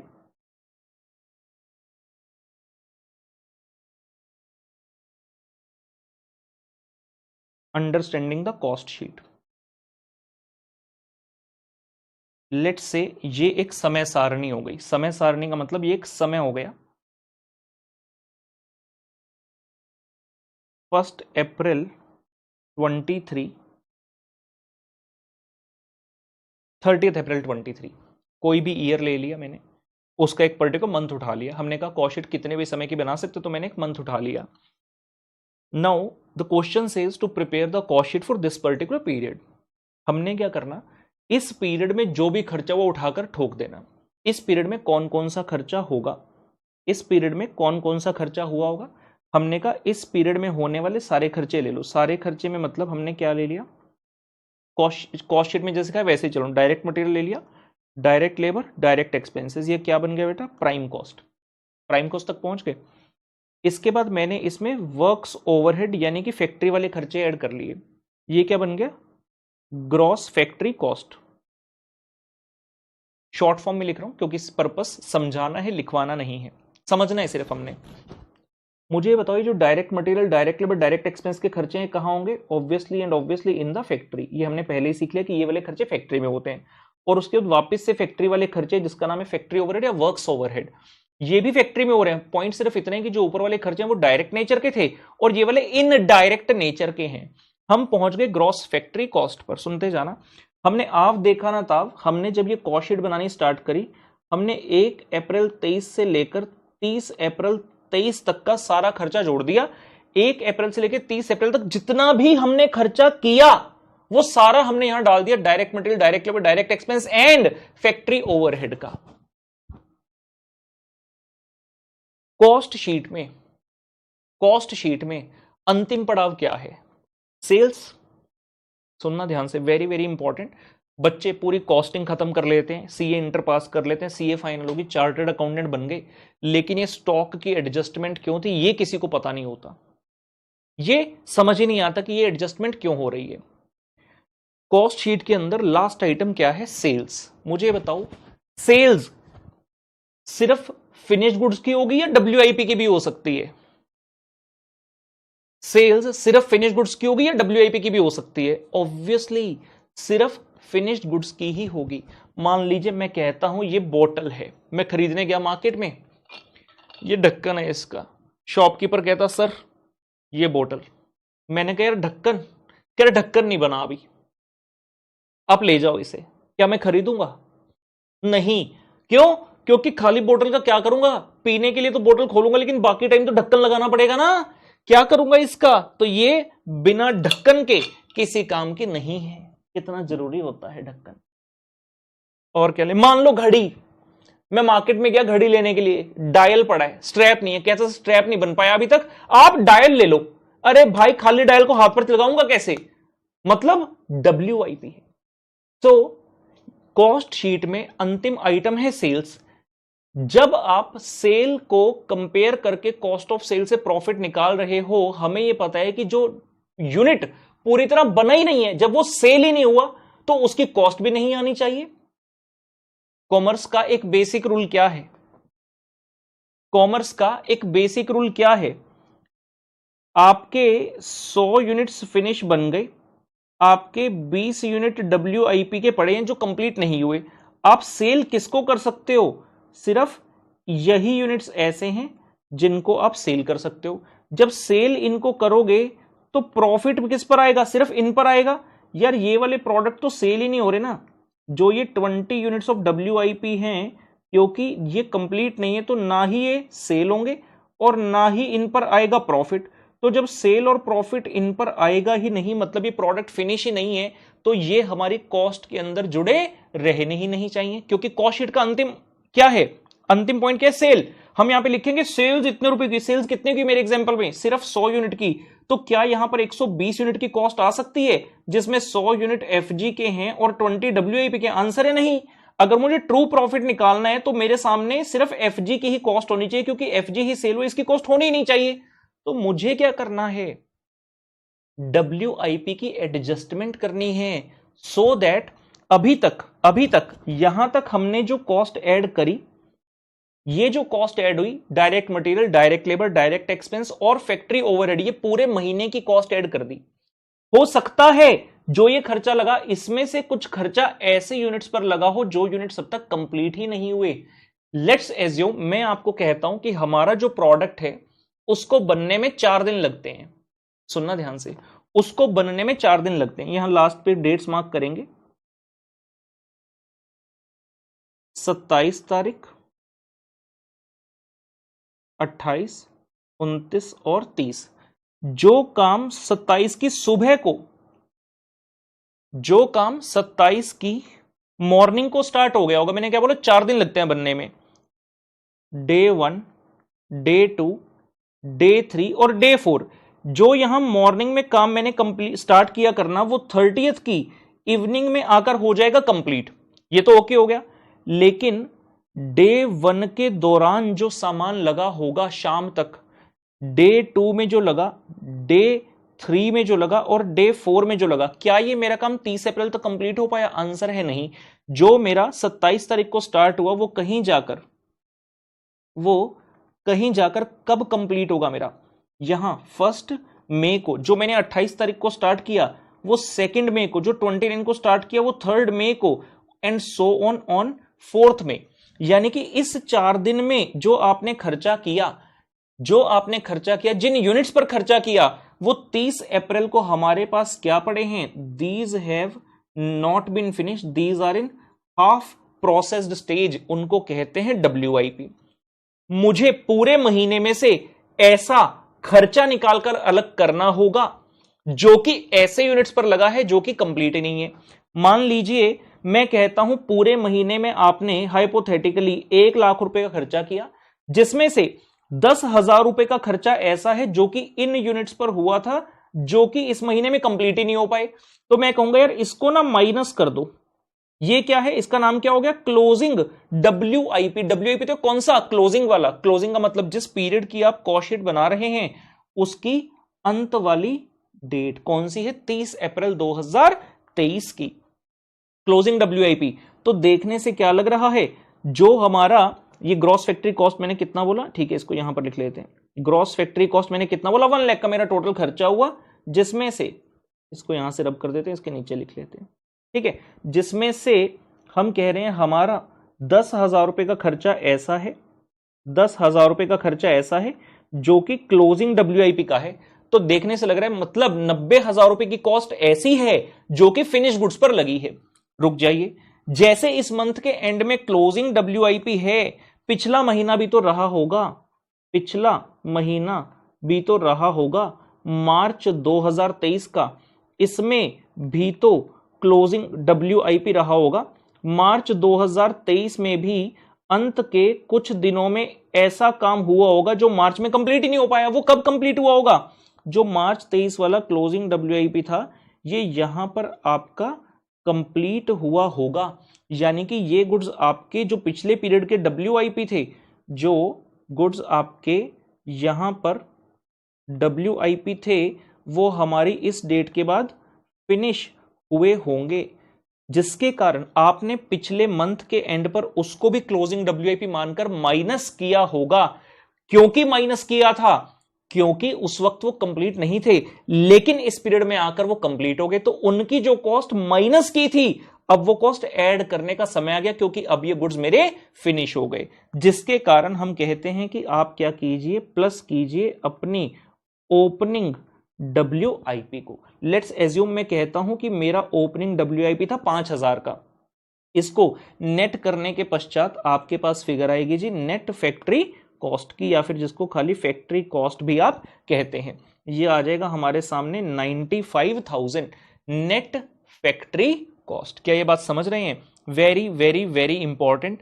WIP की एडजस्टमेंट की जा रही है so that we can reach at the cost which has been incurred in the factory with respect to only the finished good units. जब हम कॉस्ट शीट में स्टार्टिंग से खर्चों को ऐड करते हैं, direct material, direct labour, direct expense, works overhead, हम बिना देखे कि खर्चा कौन से यूनिट पर हुआ ऐड करते जा रहे हैं, सिर्फ इस बेस पर कि वो उस पीरियड में हुआ, 1 अप्रैल से 30 अप्रैल तक ऐड करते गए। लेकिन यह भी तो मुमकिन है कि खर्चा ऐसे यूनिट्स पर हो गए जो कि कंप्लीट ही नहीं है, तो उसको हमें बाहर निकालना होगा। ओपनिंग एंड क्लोजिंग WIP की एडजस्टमेंट की जाती है so that we can reach at the cost जो कि सिर्फ और सिर्फ फिनिश गुड्स की है। तो जो हमने वर्क्स कॉस्ट नेट लिखा था, यहां पर आकर हमारे सामने ये कॉस्ट कौन सी हो जाती है? On finished goods only. जब मैं आपको हर एक पॉइंट का डिटेल में एक्सप्लेनेशन लिखवाऊंगा, वहां पर भी लिखवाऊंगा, लेकिन हां आप इस चीज को नोट कर सकते हैं, जो ये ग्रॉस वर्क्स कॉस्ट थी, it was on WIP and FG both. ये WIP और FG दोनों पर थी, क्योंकि ये भेदभाव नहीं करे कि कौन से यूनिट पर खर्चा हुआ। ये कह रहे खर्चा हुआ तो हम तो लिख डालेंगे, लेकिन जैसे ही हमने WIP की एडजस्टमेंट करी तो हमारे सामने कॉस्ट निकल कर आ गई which has been incurred only and only on the FG। Very very very important. नहीं तो बच्चे रट्टा ही मार लेते हैं कि यार ये ओपनिंग WIP ऐड कर दो, क्लोजिंग WIP माइनस कर दो। ऐसा रट्टा नहीं मारना। ये हो गया FG ओनली। उसके बाद आ गया जी ये सभी खर्चे, क्वालिटी वगैरह वगैरह। अभी हम सिर्फ अंडरस्टैंड करें, मैं इंपॉर्टेंट एडजस्टमेंट सिखा रहा हूं आपको। हम करते करते कॉस्ट ऑफ प्रोडक्शन पर आ गए। कॉस्ट ऑफ प्रोडक्शन के बाद आप देख रहे हैं लिखा है plus opening stock of FG minus closing stock of FG. ये क्यों करते हैं अब मैं ये बताता हूं। कॉस्ट ऑफ प्रोडक्शन का मतलब क्या लग रहा है देखने से, प्रोडक्शन मतलब जितने गुड्स आपने प्रोड्यूस किए। मेरा थोड़ी देर पहले मैंने एक एग्जांपल लिया था, कहां गया, हाँ नीचे वाली शीट पर है, ये देखिए मैंने आपको कहा था हमने 100 यूनिट बनाए एफजी के, 20 यूनिट बनाए डब्ल्यूआईपी के, तो डब्ल्यूआईपी की एडजस्ट हमने कर दी। अब जब कॉस्ट ऑफ प्रोडक्शन मेरे सामने आई वो 100 यूनिट की आई, और हमने डब्ल्यूआईपी क्यों बाहर निकाला, क्योंकि हमने बोला था एफजी ही सिर्फ ऐसा यूनिट है जो सेल हो सकता है, डब्ल्यूआईपी सेल नहीं हो सकता। तो जब सेल एफजी का होगा तो कॉस्ट भी एफजी की ही होनी चाहिए, तो हम एफजी की कॉस्ट निकालकर कॉस्ट ऑफ प्रोडक्शन पर पहुंच गए। अब मुझे ये बताओ, अब बच्चों के मन में आ रहा है अब तो एफजी आ गया, अब एडजस्टमेंट क्यों हो रही है भाई, ये बताओ। आपने 100 यूनिट बनाए, क्या जरूरी है क्या 100 के 100 बिक जाएंगे, नहीं। मैं कहता हूं मान लो आपने जब सेल किए आपके 70 यूनिट सेल हुए, अब ये बताओ क्या ऐसा आप कर सकते हो कि सेल्स है 70 यूनिट की और जो कॉस्ट है वो 100 यूनिट की, और यहां से आप प्रॉफिट निकालना चाहो। आप कहोगे यार मैंने ना एक यूनिट खरीदा था 100 रुपए में, ठीक है डिफरेंट लेते हैं कुछ, आप कहते हो मैंने ना एक यूनिट 50 रुपए में खरीदा था, तो कितनी कॉस्ट हो गई 5000 की। आप कहते मैंने ना एक यूनिट 70 रुपए का बेच दिया, तो सेल्स कितने की हुई 4900 की। आप कह रहे यार खरीदा था 50 का, सेल कर दिया 70 का, प्रॉफिट होना चाहिए, लेकिन यहां तो लॉस हो रहा है, कॉस्ट थी 5000 की, सेल 4900 का, तो लॉस हो गया 100 रुपए का मेरा। अरे यार लॉस इसलिए हो रहा है क्योंकि आप कैलकुलेशन ही गलत कर रहे हैं। आपने 50 का खरीदा 70 का बेचो, तो सीधा सीधा दिख रहा है 20 पर यूनिट का आपका प्रॉफिट है, लेकिन आप कंपैरिजन गलत क्यों कर रहे हैं, क्योंकि आप ले रहे हैं कॉस्ट के 100 यूनिट जबकि सेल के 70 यूनिट। कभी भी जीवन में प्रॉफिट या लॉस निकालना है भाई तो हमें सेल और कॉस्ट के यूनिट्स सेम रखने हैं। हमें जितने यूनिट्स की सेल की है उतने ही यूनिट्स की कॉस्ट को कंपेयर करना है। तो अगर मैं सही चलते हुए कंपैरिजन पर आऊं, I should have done 70 units at the rate of 50, 7 पंजे 35 हो, and I should have compared 4900 with the 3500, तो मेरा 1400 रुपए का प्रॉफिट आता, 1400 का प्रॉफिट होता। पी लिख दिया मैंने, पी मतलब समझ जाना जी प्रॉफिट कैसे, 70 यूनिट आपने बेचे और 20 पर यूनिट का प्रॉफिट कमाते हो तो 1400 रुपए का प्रॉफिट बनता। यहां से बात मेनली क्या समझ में आ रही है, अगर आपने सिर्फ डब्ल्यूआईपी की एडजस्टमेंट करते हुए कॉस्ट ऑफ एफजी तक पहुंच गए, लेकिन सेल से आपने सीधा सीधा कंपेयर कर लिया विदाउट कंसीडरिंग कि कितने यूनिट्स आपने सेल किए, तो आपका कंपैरिजन बिल्कुल गलत हो जाएगा, इनवैलिड कंपैरिजन हो जाएगा आपका। Means we have to make sure कि जितने यूनिट्स की सेल है कॉस्ट भी उतने यूनिट्स की ही होनी चाहिए। जब मैंने आपको कॉस्ट शीट में दिखाया जो ये इंग्लिश है cost of production, cost of production का मतलब है टोटल एफजी जितना आपने प्रोड्यूस किया, जितना आपने प्रोड्यूस किया। लेकिन सवाल उठता है क्या सारा सेल हुआ होगा, आंसर है नहीं हुआ होगा। तो हम क्या कह रहे हैं, जैसे हमने यहां पर ये डब्ल्यूआईपी की बात करी थी, सिमिलरली आप जब 1 से 30 अप्रैल तक कर रहे हैं, हो सकता है मैंने इस मंथ के दौरान जो यूनिट्स बनाए, लेट्स एज्यूम कि मैंने इस पूरे पीरियड में प्रोडक्शन किया बेटा 500 यूनिट्स का, लेकिन 30 अप्रैल 2023 को मेरा जो एफजी अनसोल्ड रह गया इस 500 में से, ठीक है हम एफजी अनसोल्ड मानते हैं, एफजी अनसोल्ड रह गया मेरा 100 यूनिट का। इसका मतलब क्या है कि मेरे सिर्फ कितने यूनिट सेल हुए होंगे 400 यूनिट। तो मुझे क्या करना है, जो ये 100 यूनिट की कॉस्ट है इसको मुझे बाहर निकालना है। समझिए ये 95,000 तक आ गए, ये आपकी नेट फैक्ट्री कॉस्ट आ गई, और मैं मानता हूं और कोई खर्चा नहीं है, तो यही हमारा कॉस्ट ऑफ प्रोडक्शन हो गया। आपके सेल यूनिट्स कितने हुए 400, तो हम कहेंगे क्या कीजिए यहां पर माइनस कर दीजिए, यहां हम कहेंगे माइनस कर दीजिए क्लोजिंग स्टॉक ऑफ एफजी। आपके कितने यूनिट्स क्लोजिंग के रह गए 100 यूनिट, तो लेट्स एज्यूम हाइपोथेटिकली कि इनकी कॉस्ट बन रही है 17,000 रुपए, रफली ऐसे ही ले लिया 17,000 रुपए की कॉस्ट बन रही है इनकी। तो मेरे पास ऐसा करने के बाद बच्चे जो कॉस्ट आएगी मैं उसे कहूंगा कॉस्ट ऑफ गुड्स सोल्ड।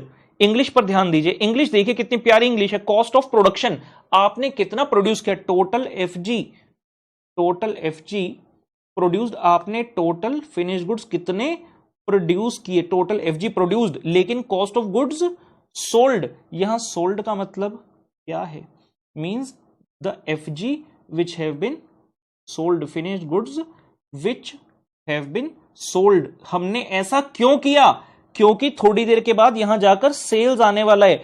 अगर सेल्स 70 यूनिट की है तो कॉस्ट भी तो 70 यूनिट की कंपेयर होनी चाहिए। तो हमने उन यूनिट्स की कॉस्ट निकाली है, उन गुड्स की कॉस्ट निकाली है जो कि आपने सेल किए हैं। कैसे, हमने कहा भाई तुमने जितने भी यूनिट्स बनाए थे 500, इसमें से 100 नहीं बिक पाए, यानी कि कितने बिके, 400। इसका मतलब है सेल 400 के, तो कॉस्ट भी 400 की ही कंपेयर होगी। ये तो यूनिट्स में बता रहा था। अगर अमाउंट से करें तो अमाउंट आपका क्लोजिंग एफजी का माइनस हो जाएगा, सुनते रहना, क्लोजिंग एफजी का माइनस हो गया। It is very much possible कि आपका जो पिछला मंथ एंड हुआ था, जो पिछला मंथ आपका एंड हुआ था 31 मार्च को, उस दिन भी आपके पास कुछ अनसोल्ड एफजी था। लेट से 50 यूनिट आपके पास पड़े थे, पिछले महीने वो नहीं बिक पाए, इस महीने शायद वो बिक गए होंगे, तो उनकी कॉस्ट को मुझे ऐड करना पड़ेगा। तो हम कहेंगे अगर बाय चांस आपके पास कोई ओपनिंग एफजी होगा तो आपने उसको क्या कर लेना पुत्र, ऐड कर लेना, ओपनिंग फिनिश गुड्स को ऐड करना। लेट से 50 यूनिट थे, 50 यूनिट थे, लेट्स एज्यूम इनकी कॉस्ट थी 9,000 रुपए। अब एग्जांपल थोड़ा चेंज हो गया, आपने जो गुड्स बनाए वो कितने यूनिट थे, मैंने बताया आपने 500 यूनिट प्रोड्यूस किए थे, उसमें से, एक मिनट जिसको ब्रैकेट में नहीं रखते ना, इसको डिफरेंट ब्रैकेट में डाल लेते हैं। ब्रैकेट का मतलब नॉर्मली कई बार हम समझ लेते हैं माइनस हो रहा है। 50 यूनिट, 500 मैंने प्रोड्यूस किए, 500 मेरे पास, सॉरी 50 मेरे पास ओपनिंग के थे, तो टोटल कितने अवेलेबल हो गए मेरे पास इस मंथ में, 50 पुराने, 500 और बना लिए, 550, जिसमें से 100 मेरा क्लोजिंग रह गया। मतलब कितना सेल किया होगा मैंने, 450। तो कॉस्ट ऑफ गुड्स सोल्ड जब लिखेंगे, ये हमारे पास 450 यूनिट्स की कॉस्ट आ गई। कितना हो जाएगा, 95 माइनस 17, 78 एंड 9, 87,000, ये हो गया जी कॉस्ट ऑफ गुड्स सोल्ड। क्या आप समझ रहे हैं, मेन मोटिव जो भी चल रहा है, अंडरस्टैंडिंग द कॉस्ट शीट, इसका मेन पर्पस यह है आपको यह बताना कि डब्ल्यूआईपी की एडजस्टमेंट और एफजी की एडजस्टमेंट क्यों हो रही है, कहां हो रही है। कोई बच्चा ऐसा ना हो जिसके मन में संदेह रहे कि यार डब्ल्यूआईपी की यहां क्यों है, हम तो प्राइम कॉस्ट की इमीडिएटली बात कर सकते थे फैक्ट्री ओवरहेड के बिना। या फिर किसी को लगे डब्ल्यूआईपी यहां क्यों किया, हम यहां भी तो कर सकते थे जहां एफजी का किया। नहीं नहीं, आपका खर्चा कहां हो रहा है, फैक्ट्री के अंदर। फैक्ट्री के अंदर का जो खर्चा है उसी की तो बात है, वर्क इन प्रोग्रेस कहां होगा। मैंने ये चित्र क्यों बनाया था, ये क्या है, रॉ मटेरियल और फिनिश प्रोडक्ट के बीच में जो आपको एग्जिस्टेंस में दिख रहा है, what is this, this is the factory and WIP factory के अंदर ही होगा। एक बार फैक्ट्री से बाहर निकल गया भाई, वो फिनिश गुड्स हो गया, क्योंकि प्रोडक्ट फैक्ट्री में बन रहा है। Once it is complete in the factory it will turn from WIP to FG. इसलिए डब्ल्यूआईपी की एग्जिस्टेंस फैक्ट्री में ही है। हम कह रहे हैं फैक्ट्री में हमने टोटल खर्चा कितना किया, direct material, direct labour, direct expenses, उसके बाद फैक्ट्री के खुद के खर्चे, एंड इमीडिएटली उसके बाद हमें लिखना पड़ेगा अपना डब्ल्यूआईपी। अगर आप सोच रहे हो कॉस्ट ऑफ प्रोडक्शन के बाद लिख दो, वहां नहीं, क्योंकि नाम ही क्या है, कॉस्ट ऑफ प्रोडक्शन। जितना आपने सामान प्रोड्यूस किया उसकी टोटल कॉस्ट आ चुकी है, जबकि डब्ल्यूआईपी पूरी तरह से अभी तक प्रोड्यूस नहीं हुआ है। फिनिश्ड गुड्स, कई बच्चों के मन में यह भी सवाल आता है कि यार ये सीओजी, ये एफजी का यहां क्यों हुआ, नीचे भी तो हो सकता था। ये एफजी की जो ट्रीटमेंट है यहां क्यों हुई, नीचे भी तो कर सकते थे। तो आपको बताऊं, कुछ समय पहले तक एक फॉर्मेट होता था, बहुत पुरानी बात नहीं है, कुछ 4-5 साल पहले की बात है।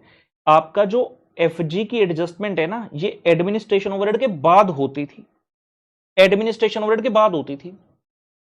लेकिन अब ऐसा नहीं है। रीजन, हम जितना हो सके अपने कॉस्ट अकाउंटिंग सब्जेक्ट को ना फाइनेंशियल अकाउंटिंग के साथ कोरिलेट करने की, रिकंसाइल करने की कोशिश करते हैं। आप जब अपना trading P and L account बनाते हैं, जब आप, एक मिनट, जब आप trading P and L account, ठीक है ना, कंपनी की बात नहीं करें, वहां तो statement of P and L बनता है, कोई भी मैन्युफैक्चरिंग ऑर्गेनाइजेशन वगैरह की बात करेंगे, आप यहां पर क्या लिखते हो, ओपनिंग स्टॉक, यहां क्या लिखते हो, सेल्स, ये क्या आ गया पुत्र, क्लोजिंग स्टॉक, ये आ गया परचेजेस, ये आ गया डायरेक्ट एक्सपेंसेस। ठीक है, जब आपको यहां से COGS निकालना होता है, आप क्या फॉर्मूला अपना लगाते हो? आप कहते हो opening stock plus purchase plus direct expense minus closing stock, और यहां पर एक जीपी नाम की फिगर आती है, उसके बाद आप अपना खर्चा लिखते हो ऑफिस एंड एडमिनिस्ट्रेशन का एक्सपेंस और सेलिंग एंड डिस्ट्रीब्यूशन का एक्सपेंस। यानी कि ये दोनों आइटम्स कब अपीयर होती हैं? COGS के आने के बाद। COGS आपका यहां तक इस पोर्शन में से आपका COGS निकल जाता है। COGS purely belongs only to the trading, not to the P&L, और COGS के बाद ये दोनों आइटम आती है। तो फिर जो पुरानी कॉस्ट शीट थी उसमें फॉल्ट था। उसमें क्या कहा जाता था कि जो ये डायरेक्ट वाला खर्चा है ना, क्या हो गया है तुम्हें? एक मिनट जी। हाँ, तो पुराने वाली कॉस्ट शीट में कहा जाता था एडमिनिस्ट्रेशन ओवरहेड को यहां ले लो, उसके बाद FG की एडजस्टमेंट करो। तो जो COGS कॉस्ट अकाउंटिंग में आता था, it used to take into account this administration overhead, जो कि सरासर गलत था। जब नया फॉर्मेट आया तो उसमें क्लैरिफिकेशन दी गई कि एडमिनिस्ट्रेशन ओवरहेड को कॉस्टिंग में भी आप बाद में कंसीडर करिए। सो हम उसको रिकंसाइल करने की कोशिश करें। जैसे ट्रेडिंग P&L के अंदर एडमिन और सेलिंग एंड डिस्ट्रीब्यूशन COGS के बाद आते हैं, सेम वे में यहां पर COGS के बाद आपका एडमिनिस्ट्रेशन और मार्केटिंग यानी कि सेलिंग एंड डिस्ट्रीब्यूशन का खर्चा बेटा आता है। उम्मीद करता हूं ये चीज हमें समझ में आ रही होगी। कुछ बच्चे कहेंगे सर WIP समझ आ गया, सर FG समझ आ गया, सर मटेरियल रह गया। सर मटेरियल की बात भी बता दीजिए। कोई ना, अगर खाली स्टॉक की ही बात है, अगर खाली स्टॉक की बात है तो वो मैं बता देता हूं। रॉ मटेरियल स्टॉक डिटेल में करूंगा, डायरेक्ट मटेरियल, उसमें स्टॉक के अलावा और बहुत सी बातें होंगी, लेकिन अगर खाली मटेरियल के स्टॉक की बात सीखनी है तो बता देता हूं। मैं कहता हूं, मान लीजिए मेरे पास जो opening stock of raw material था 10,000 रुपए का था। हमने रॉ मटेरियल परचेज कर लिया, पुर मतलब परचेज 50,000 रुपए का पुत्र। तो साडे कोल जेड़ा closing stock of raw material रह गया वो रह गया लेट से 12,000 रुपए का। ठीक है, ओपनिंग था 10 का, मैंने खरीदा 50 का, मेरे पास क्लोजिंग मंथ एंड पर 12,000 रुपए का पड़ा है। मुझे ये देखना है हमारा क्या बन रहा है, cost sheet, statement of cost for the period. हम देख रहे हैं कितना खर्चा हुआ। इस एग्जांपल को बताने से पहले एक छोटी सी बात कर लेते हैं। इस एग्जांपल को बताने से पहले छोटी सी बात, मान लो आपके पास ना 100 रुपए थे, आपके घर वालों ने आपको 500 रुपए और दे दिए। ठीक है, और आपको बोला कि जाकर बेटा ये सामान ले आओ। आप ले आए और आपके पास अंत में ना 150 रुपए बच गए। 150 बच गए। सवाल उठा खर्च कितने के, क्या बता सकते हो? सोचो, 100 रुपए थे, घर वालों ने 500 और दे दिए, और आपके पास खर्च करने के बाद बच गए 150 रुपए। और अब आपके सामने ना सवाल खड़ा हो गया, यार खर्च कितने हुए? 150 बच गए, तो कैसे निकालोगे? हम सिंपल सी बात कहेंगे, भाई 100 थे, 500 और मिले, टोटल कितने हो गए? 600। 600 में से 150 बचे हैं, तो बाकी कहां गए? खर्च हो गए। 450 रुपए खर्च हो गए। तो सेम वे में स्टॉक की ट्रीटमेंट ऐसे ही होती है। हम कह रहे हैं भैया जी ओपनिंग स्टॉक था हमारे पास 10,000 का, हमने परचेज कर लिया 50 का, भाई टोटल कितना हो गया? 60,000 रुपए का टोटल सामान था हमारे पास इस पर्टिकुलर मंथ में। लेकिन जब देखा अंत में तो हमारे पास 12,000 रुपए का सामान बच गया, 12,000 रुपए का सामान मेरे पास बच गया। सवाल उठा कितना यूज हुआ, कितना कंज्यूम हुआ? हमने वर्ड क्या लिखा था? Direct material consume. कितना मटेरियल आपका कंज्यूम हुआ? तो 10,000 प्लस 50,000 माइनस 12,000, कितनी वैल्यू आ जाएगी? 50 तो 60 माइनस 12 48, यानी कि 48,000। तो स्कीम रूल यहां पर भी वही है, ओपनिंग स्टॉक में purchase of raw material minus plus होगा, सॉरी, और क्लोजिंग स्टॉक माइनस होगा। तो जनरल रूल क्या बन गया? ओपनिंग स्टॉक किसी भी चीज का होगा, चाहे वो रॉ मटेरियल का हो, WIP का हो, FG का हो, वो प्लस होगा। और अगर क्लोजिंग स्टॉक हुआ, चाहे वो रॉ मटेरियल का हो, WIP का हो या FG का हो, वो माइनस होगा। यहां तक ओके है? बच्चे कह रहे हैं, मन में सवाल है, सर ये इनके स्टॉक की वैल्यूज क्या हमें प्रश्न में दी होंगी या हमें निकालनी होंगी?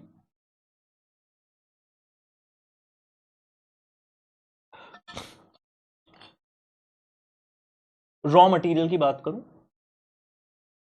वैल्यू हमेशा आपको गिवन होगी, हमें कभी भी कंप्यूट नहीं करनी। Work in progress, work in process, WIP की वैल्यू हमें हमेशा गिवन होगी, कंप्यूट नहीं करनी। फिनिश्ड गुड्स की वैल्यू हमें कंप्यूट करनी, ओपनिंग गिवन होगी, क्लोजिंग हमें कंप्यूट करनी होगी। इस चैप्टर का बहुत इंपॉर्टेंट कॉन्सेप्ट बनता है। जब इस चैप्टर में आगे बढ़ेंगे, कुछ प्रैक्टिकल क्वेश्चंस टाइप के कर लेंगे, फिर एक नया कॉन्सेप्ट में सिखाऊंगा valuation of the closing stock. वहां पर हम बात करेंगे क्लोजिंग स्टॉक ऑफ एफजी को निकालने की, और वो इतना इंपॉर्टेंट कॉन्सेप्ट है कि सिर्फ और सिर्फ इस चैप्टर और इस सब्जेक्ट में काम में नहीं आता, वो इतने सारे और चैप्टर्स में भी काम आएगा और कई सारे बाकी सब्जेक्ट्स में भी आपकी हेल्प जो है करेगा। जहां तक अकाउंटेंसी एस्पेक्ट की बात है, अकाउंटिंग स्टैंडर्ड नंबर 2 होता है जी वैल्यूएशन ऑफ इन्वेंट्री का। वहां पर विस्तार में रॉ मटेरियल, डब्ल्यूआईपी और एफजी के वैल्यूएशन की बात जो है की जाती है। तो जो बच्चे हमसे एडवांस अकाउंट से पढ़ रहे हैं, जब हम अकाउंटिंग स्टैंडर्ड नंबर 2 करेंगे, वहां पर रॉ मटेरियल, डब्ल्यूआईपी और एफजी इन तीनों की वैल्यूएशन की बात भी करते हैं। जहां तक इस चैप्टर में डब्ल्यूआईपी की बात है, डब्ल्यूआईपी उसका स्टॉक कैसे निकाला जाता है, एक चैप्टर है हमारे सिलेबस में प्रोसेस कॉस्टिंग। उस पर्टिकुलर चैप्टर में मैं आपको सिखाऊंगा डब्ल्यूआईपी की वैल्यूएशन कैसे करी जाती है। यहां नहीं सीखते, यहां कोई काम ही नहीं। यहां क्वेश्चन में आपको सीधा सीधा वैल्यू दी होगी, हमें कॉपी पेस्ट करनी है उठाकर, सिर्फ हमें पता होना चाहिए कि वो वैल्यू कहां पर आएगी। ठीक है, आइए यहां पर very important cost sheet, statement of cost of dash, जो भी ऑर्गेनाइजेशन का नाम होगा, for the period from dash to dash, जिससे जिस समय तक का है वो हमें बनाना है। कॉलम बनाए हमने serial number, particulars, total cost और cost per unit. Cost per unit की नॉर्मली आवश्यकता नहीं पड़ेगी। अगर हमें क्वेश्चन में नंबर ऑफ यूनिट्स दिए हुए और हमें क्वेश्चन पढ़कर लगा कि हाँ इसमें निकालना है, तभी हम कॉस्ट पर यूनिट निकालेंगे, अदरवाइज हमें ये कॉलम चाहिए ही नहीं। हमारा सिर्फ एक कॉलम बनेगा टोटल कॉस्ट का। हमने सबसे पहले क्या लिखा, डायरेक्ट मटेरियल कंज्यूम्ड। इसका मतलब है जितना भी मटेरियल आपने यूज किया वो सारा यहां डाल दो डायरेक्ट नेचर का। फिर डायरेक्ट लेबर के जितने भी खर्चे हैं सब डाल दो, डायरेक्ट एक्सपेंस जो सारे के सारे डाल दो। उसके बाद आ जाएगा प्राइम कॉस्ट, इन तीनों को ऐड करने पर। उसके बाद आप क्या करेंगे, फैक्ट्री से संबंधित सारे के सारे खर्चे लिखेंगे एक एक करते हुए। सर जैसे कि कौन से खर्चे, वो मैं नेक्स्ट लेक्चर में जब मिलेंगे आपको पूरी लिस्ट वगैरह बनवाऊंगा, डिटेल में बातचीत करेंगे। उसको ऐड करने के बाद आ गया ग्रॉस फैक्ट्री कॉस्ट या फिर ग्रॉस वर्क्स कॉस्ट।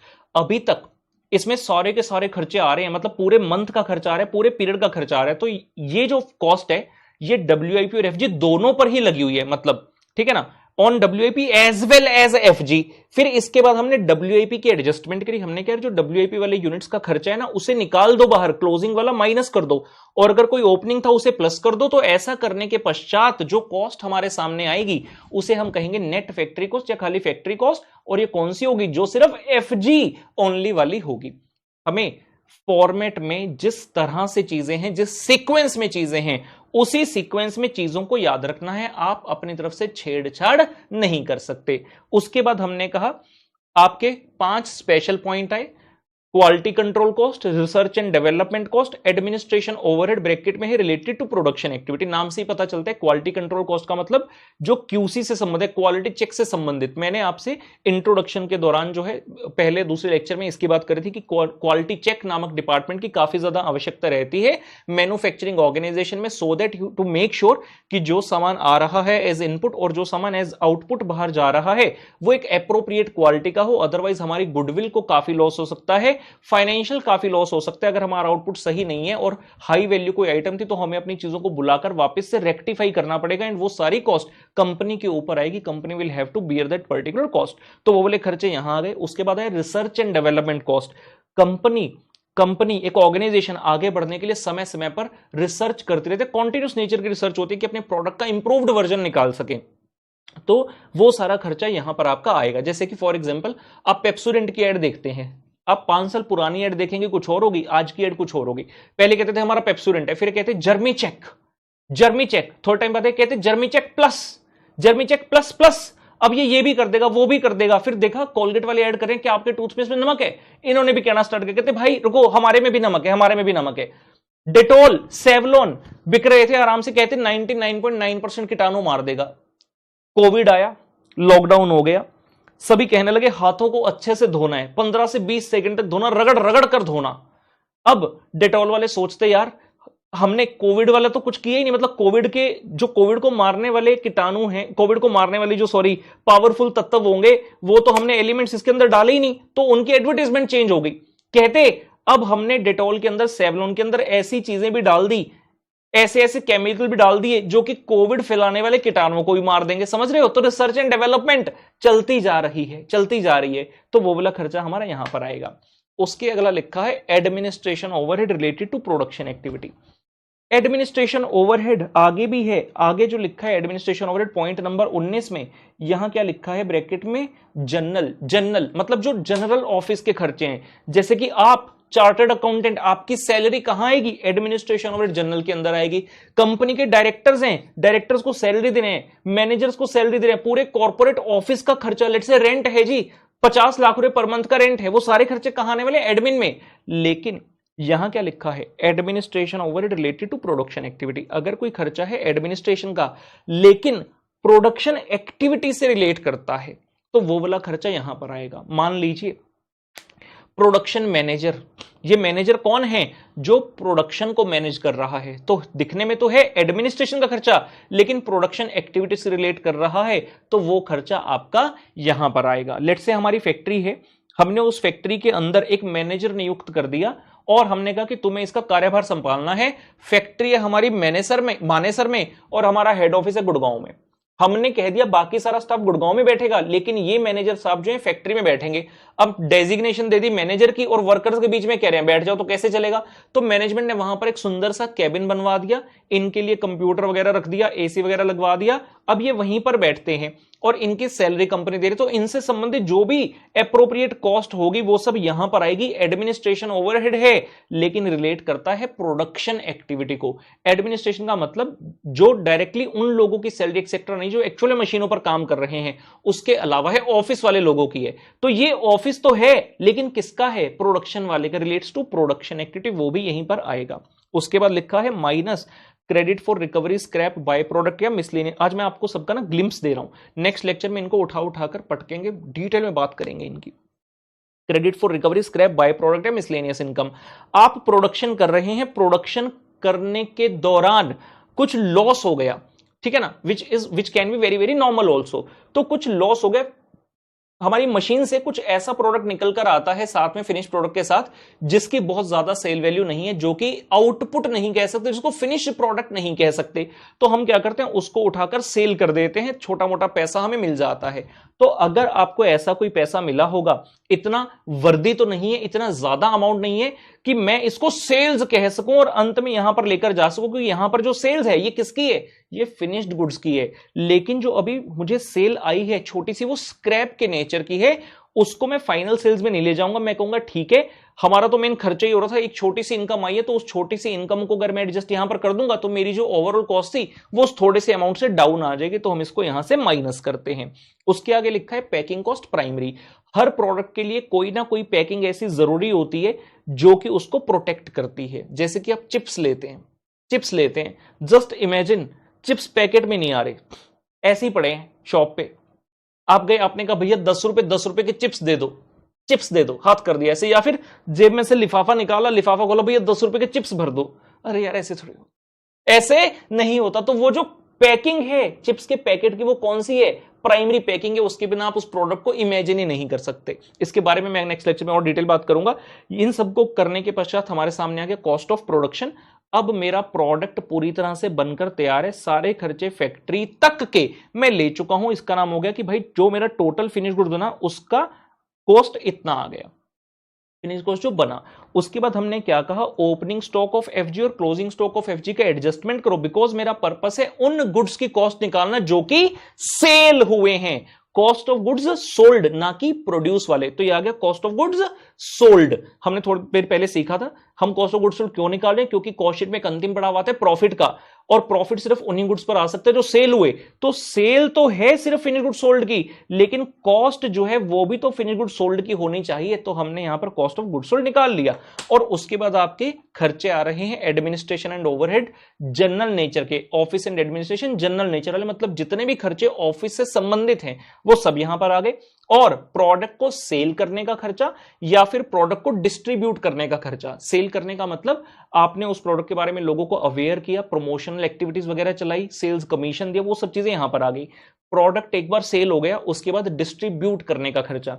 मेरी फैक्ट्री है महाराष्ट्र में, मैं सामान लोगों को पूरे इंडिया में बेचता हूं और जो डिलीवरी कॉस्ट है वो मैं खुद ही इनकर करता हूं। तो मान लीजिए कोई पर्सन है जो बैठा है हिमाचल में, उसने भी मुझसे सामान खरीदा, मैंने ट्रक में लादकर सामान भेज दिया, 50,000 रुपए का फ्रेट का खर्चा आया जो कि मैं ही बियर करने वाला हूं। तो ये मेरा कहां आएगा, ये मेरा डिस्ट्रीब्यूशन का खर्चा हो गया। तो वो खर्चा आपका यहां पर आ जाएगा। ठीक है। उसके बाद इंटरेस्ट का खर्चा आ गया। मैंने कहा था नॉर्मली क्वेश्चन में नहीं मिलेगा, अगर किसी क्वेश्चन में मिला तो हमें इसको यहीं पर डालना है। There are two schools of thought. आज की डेट में भी ऐसा 100% क्लैरिटी से नहीं है कि हर कोई कॉस्ट शीट में इंटरेस्ट को डालता होगा, क्योंकि ये फाइनेंशियल नेचर का एक्सपेंस है, हमारे गुड्स से डायरेक्टली इनडायरेक्टली इसका कोई नाता नहीं है। लेकिन वन स्कूल ऑफ थॉट से इसके इंटरेस्ट को डाल देना चाहिए, तो हम यहां पर डाल देते हैं और यहां से कॉस्ट ऑफ सेल आ जाते हैं। कुछ बच्चों को लगेगा जो नहीं डालते ऐसे कैसे नहीं डालते, खर्चा तो हुआ ही है, डाल तो देना ही चाहिए। जी नहीं, ऐसा जरूरी नहीं है। हम एक चैप्टर पढ़ेंगे सिलेबस में, आपने इंडेक्स में देखा होगा, मैंने एक चैप्टर लिखवाया था reconciliation of cost and financial accounts. वो चैप्टर इसीलिए पढ़ना पड़ता है भाई, क्योंकि फाइनेंशियल अकाउंट में आपका जो प्रॉफिट आता है और जो कॉस्ट अकाउंट में प्रॉफिट आता है, ये जरूरी नहीं है कि वो दोनों प्रॉफिट सेम आएंगे, क्योंकि कॉस्ट अकाउंटिंग में हमारा नजरिया कुछ और है प्रॉफिट निकालने का। फाइनेंशियल अकाउंटिंग में तो कहते हैं भाई आप देखा ना था, क्रेडिट साइड पर जो इनकम आ रही है डाल दो, डेबिट साइड पर जो खर्चा है लॉस है डाल दो। लेकिन कॉस्ट में ऐसा नहीं होता। क्या आपको कॉस्ट शीट में कहीं भी दिखा rent receive, dividend receive, interest income, ये वो, या loss on sale of asset दिखा कहीं? नहीं। तो जो चीजें कॉस्ट शीट में नहीं आती उसकी भी लिस्ट बनवा दूंगा। अभी नेक्स्ट लेक्चर में काफी कुछ करने वाले हैं, ठीक है ना, इस तरह से बातें चलेंगी। तो फाइनली आपकी जो कॉस्ट की फिगर आती है, फाइनल कॉस्ट, उसको बोलते हैं कॉस्ट ऑफ सेल्स। इसके अंदर हमारे डायरेक्ट और इनडायरेक्ट सारे के सारे खर्चे आ चुके हैं, जो भी स्टॉक्स थे सारे एडजस्ट हम कर चुके हैं। फाइनली कॉस्ट ऑफ सेल की फिगर आती है। जब इसको सेल से कंपेयर करते हैं तो we will have the resultant figure of profit और लॉस। हमने प्रॉफिट ही लिखा, ठीक है ना, लेकिन फॉर्मेट है, अगर लिखना चाहें तो लॉस भी लिख सकते हैं। तो मैं यहां पर ब्रैकेट में लिख देता हूं,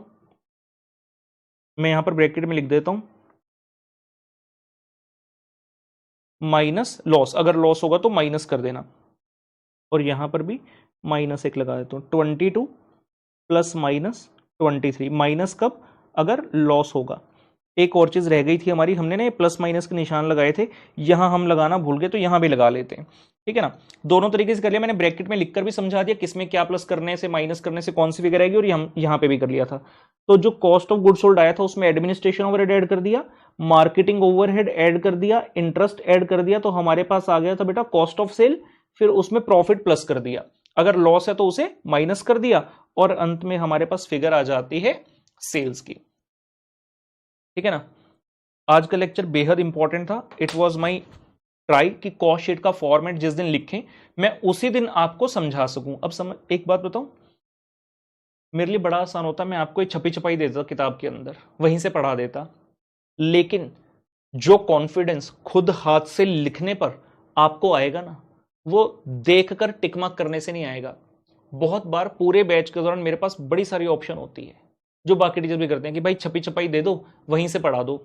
मेरा कितना सारा समय बच जाता, और मुझे तो आती है, मैंने अपने लिए थोड़ी लिखा है भाई, मैं तो हर बैच में लिखता हूं, और मेरे लिखने से कुछ होगा भी नहीं। लिखने से किसके होगा? आप लोगों के।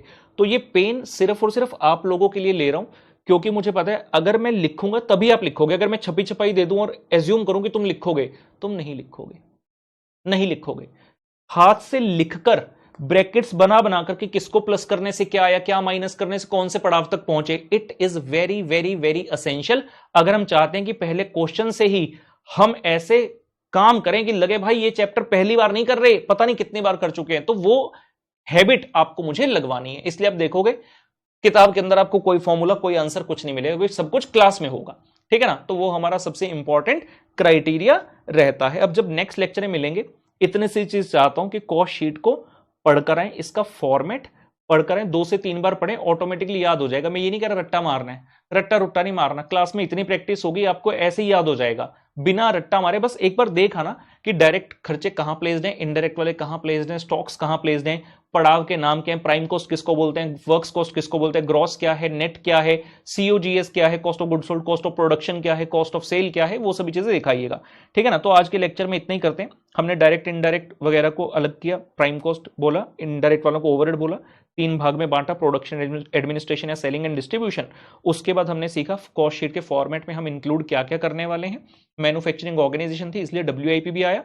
फिर हमने प्रॉपर एप्रोप्रिएट हेडिंग बनाकर जो कॉस्ट शीट के अंदर जो चीजें आने वाली हैं उन सबको हमने सीखा है। अब नेक्स्ट लेक्चर में इनको एक एक करते हुए हम इनकी डिटेल में जाएंगे, सो दैट जब हमारे सामने फुल फ्लेज क्वेश्चन आएगा we are easily able to tackle that particular problem, ठीक है गाइज। तो आज का लेक्चर हम यहीं पर इसी के साथ करते हैं समाप्त। मुलाकात आपसे करेंगे सेशन में, तब तक के लिए बाय बाय।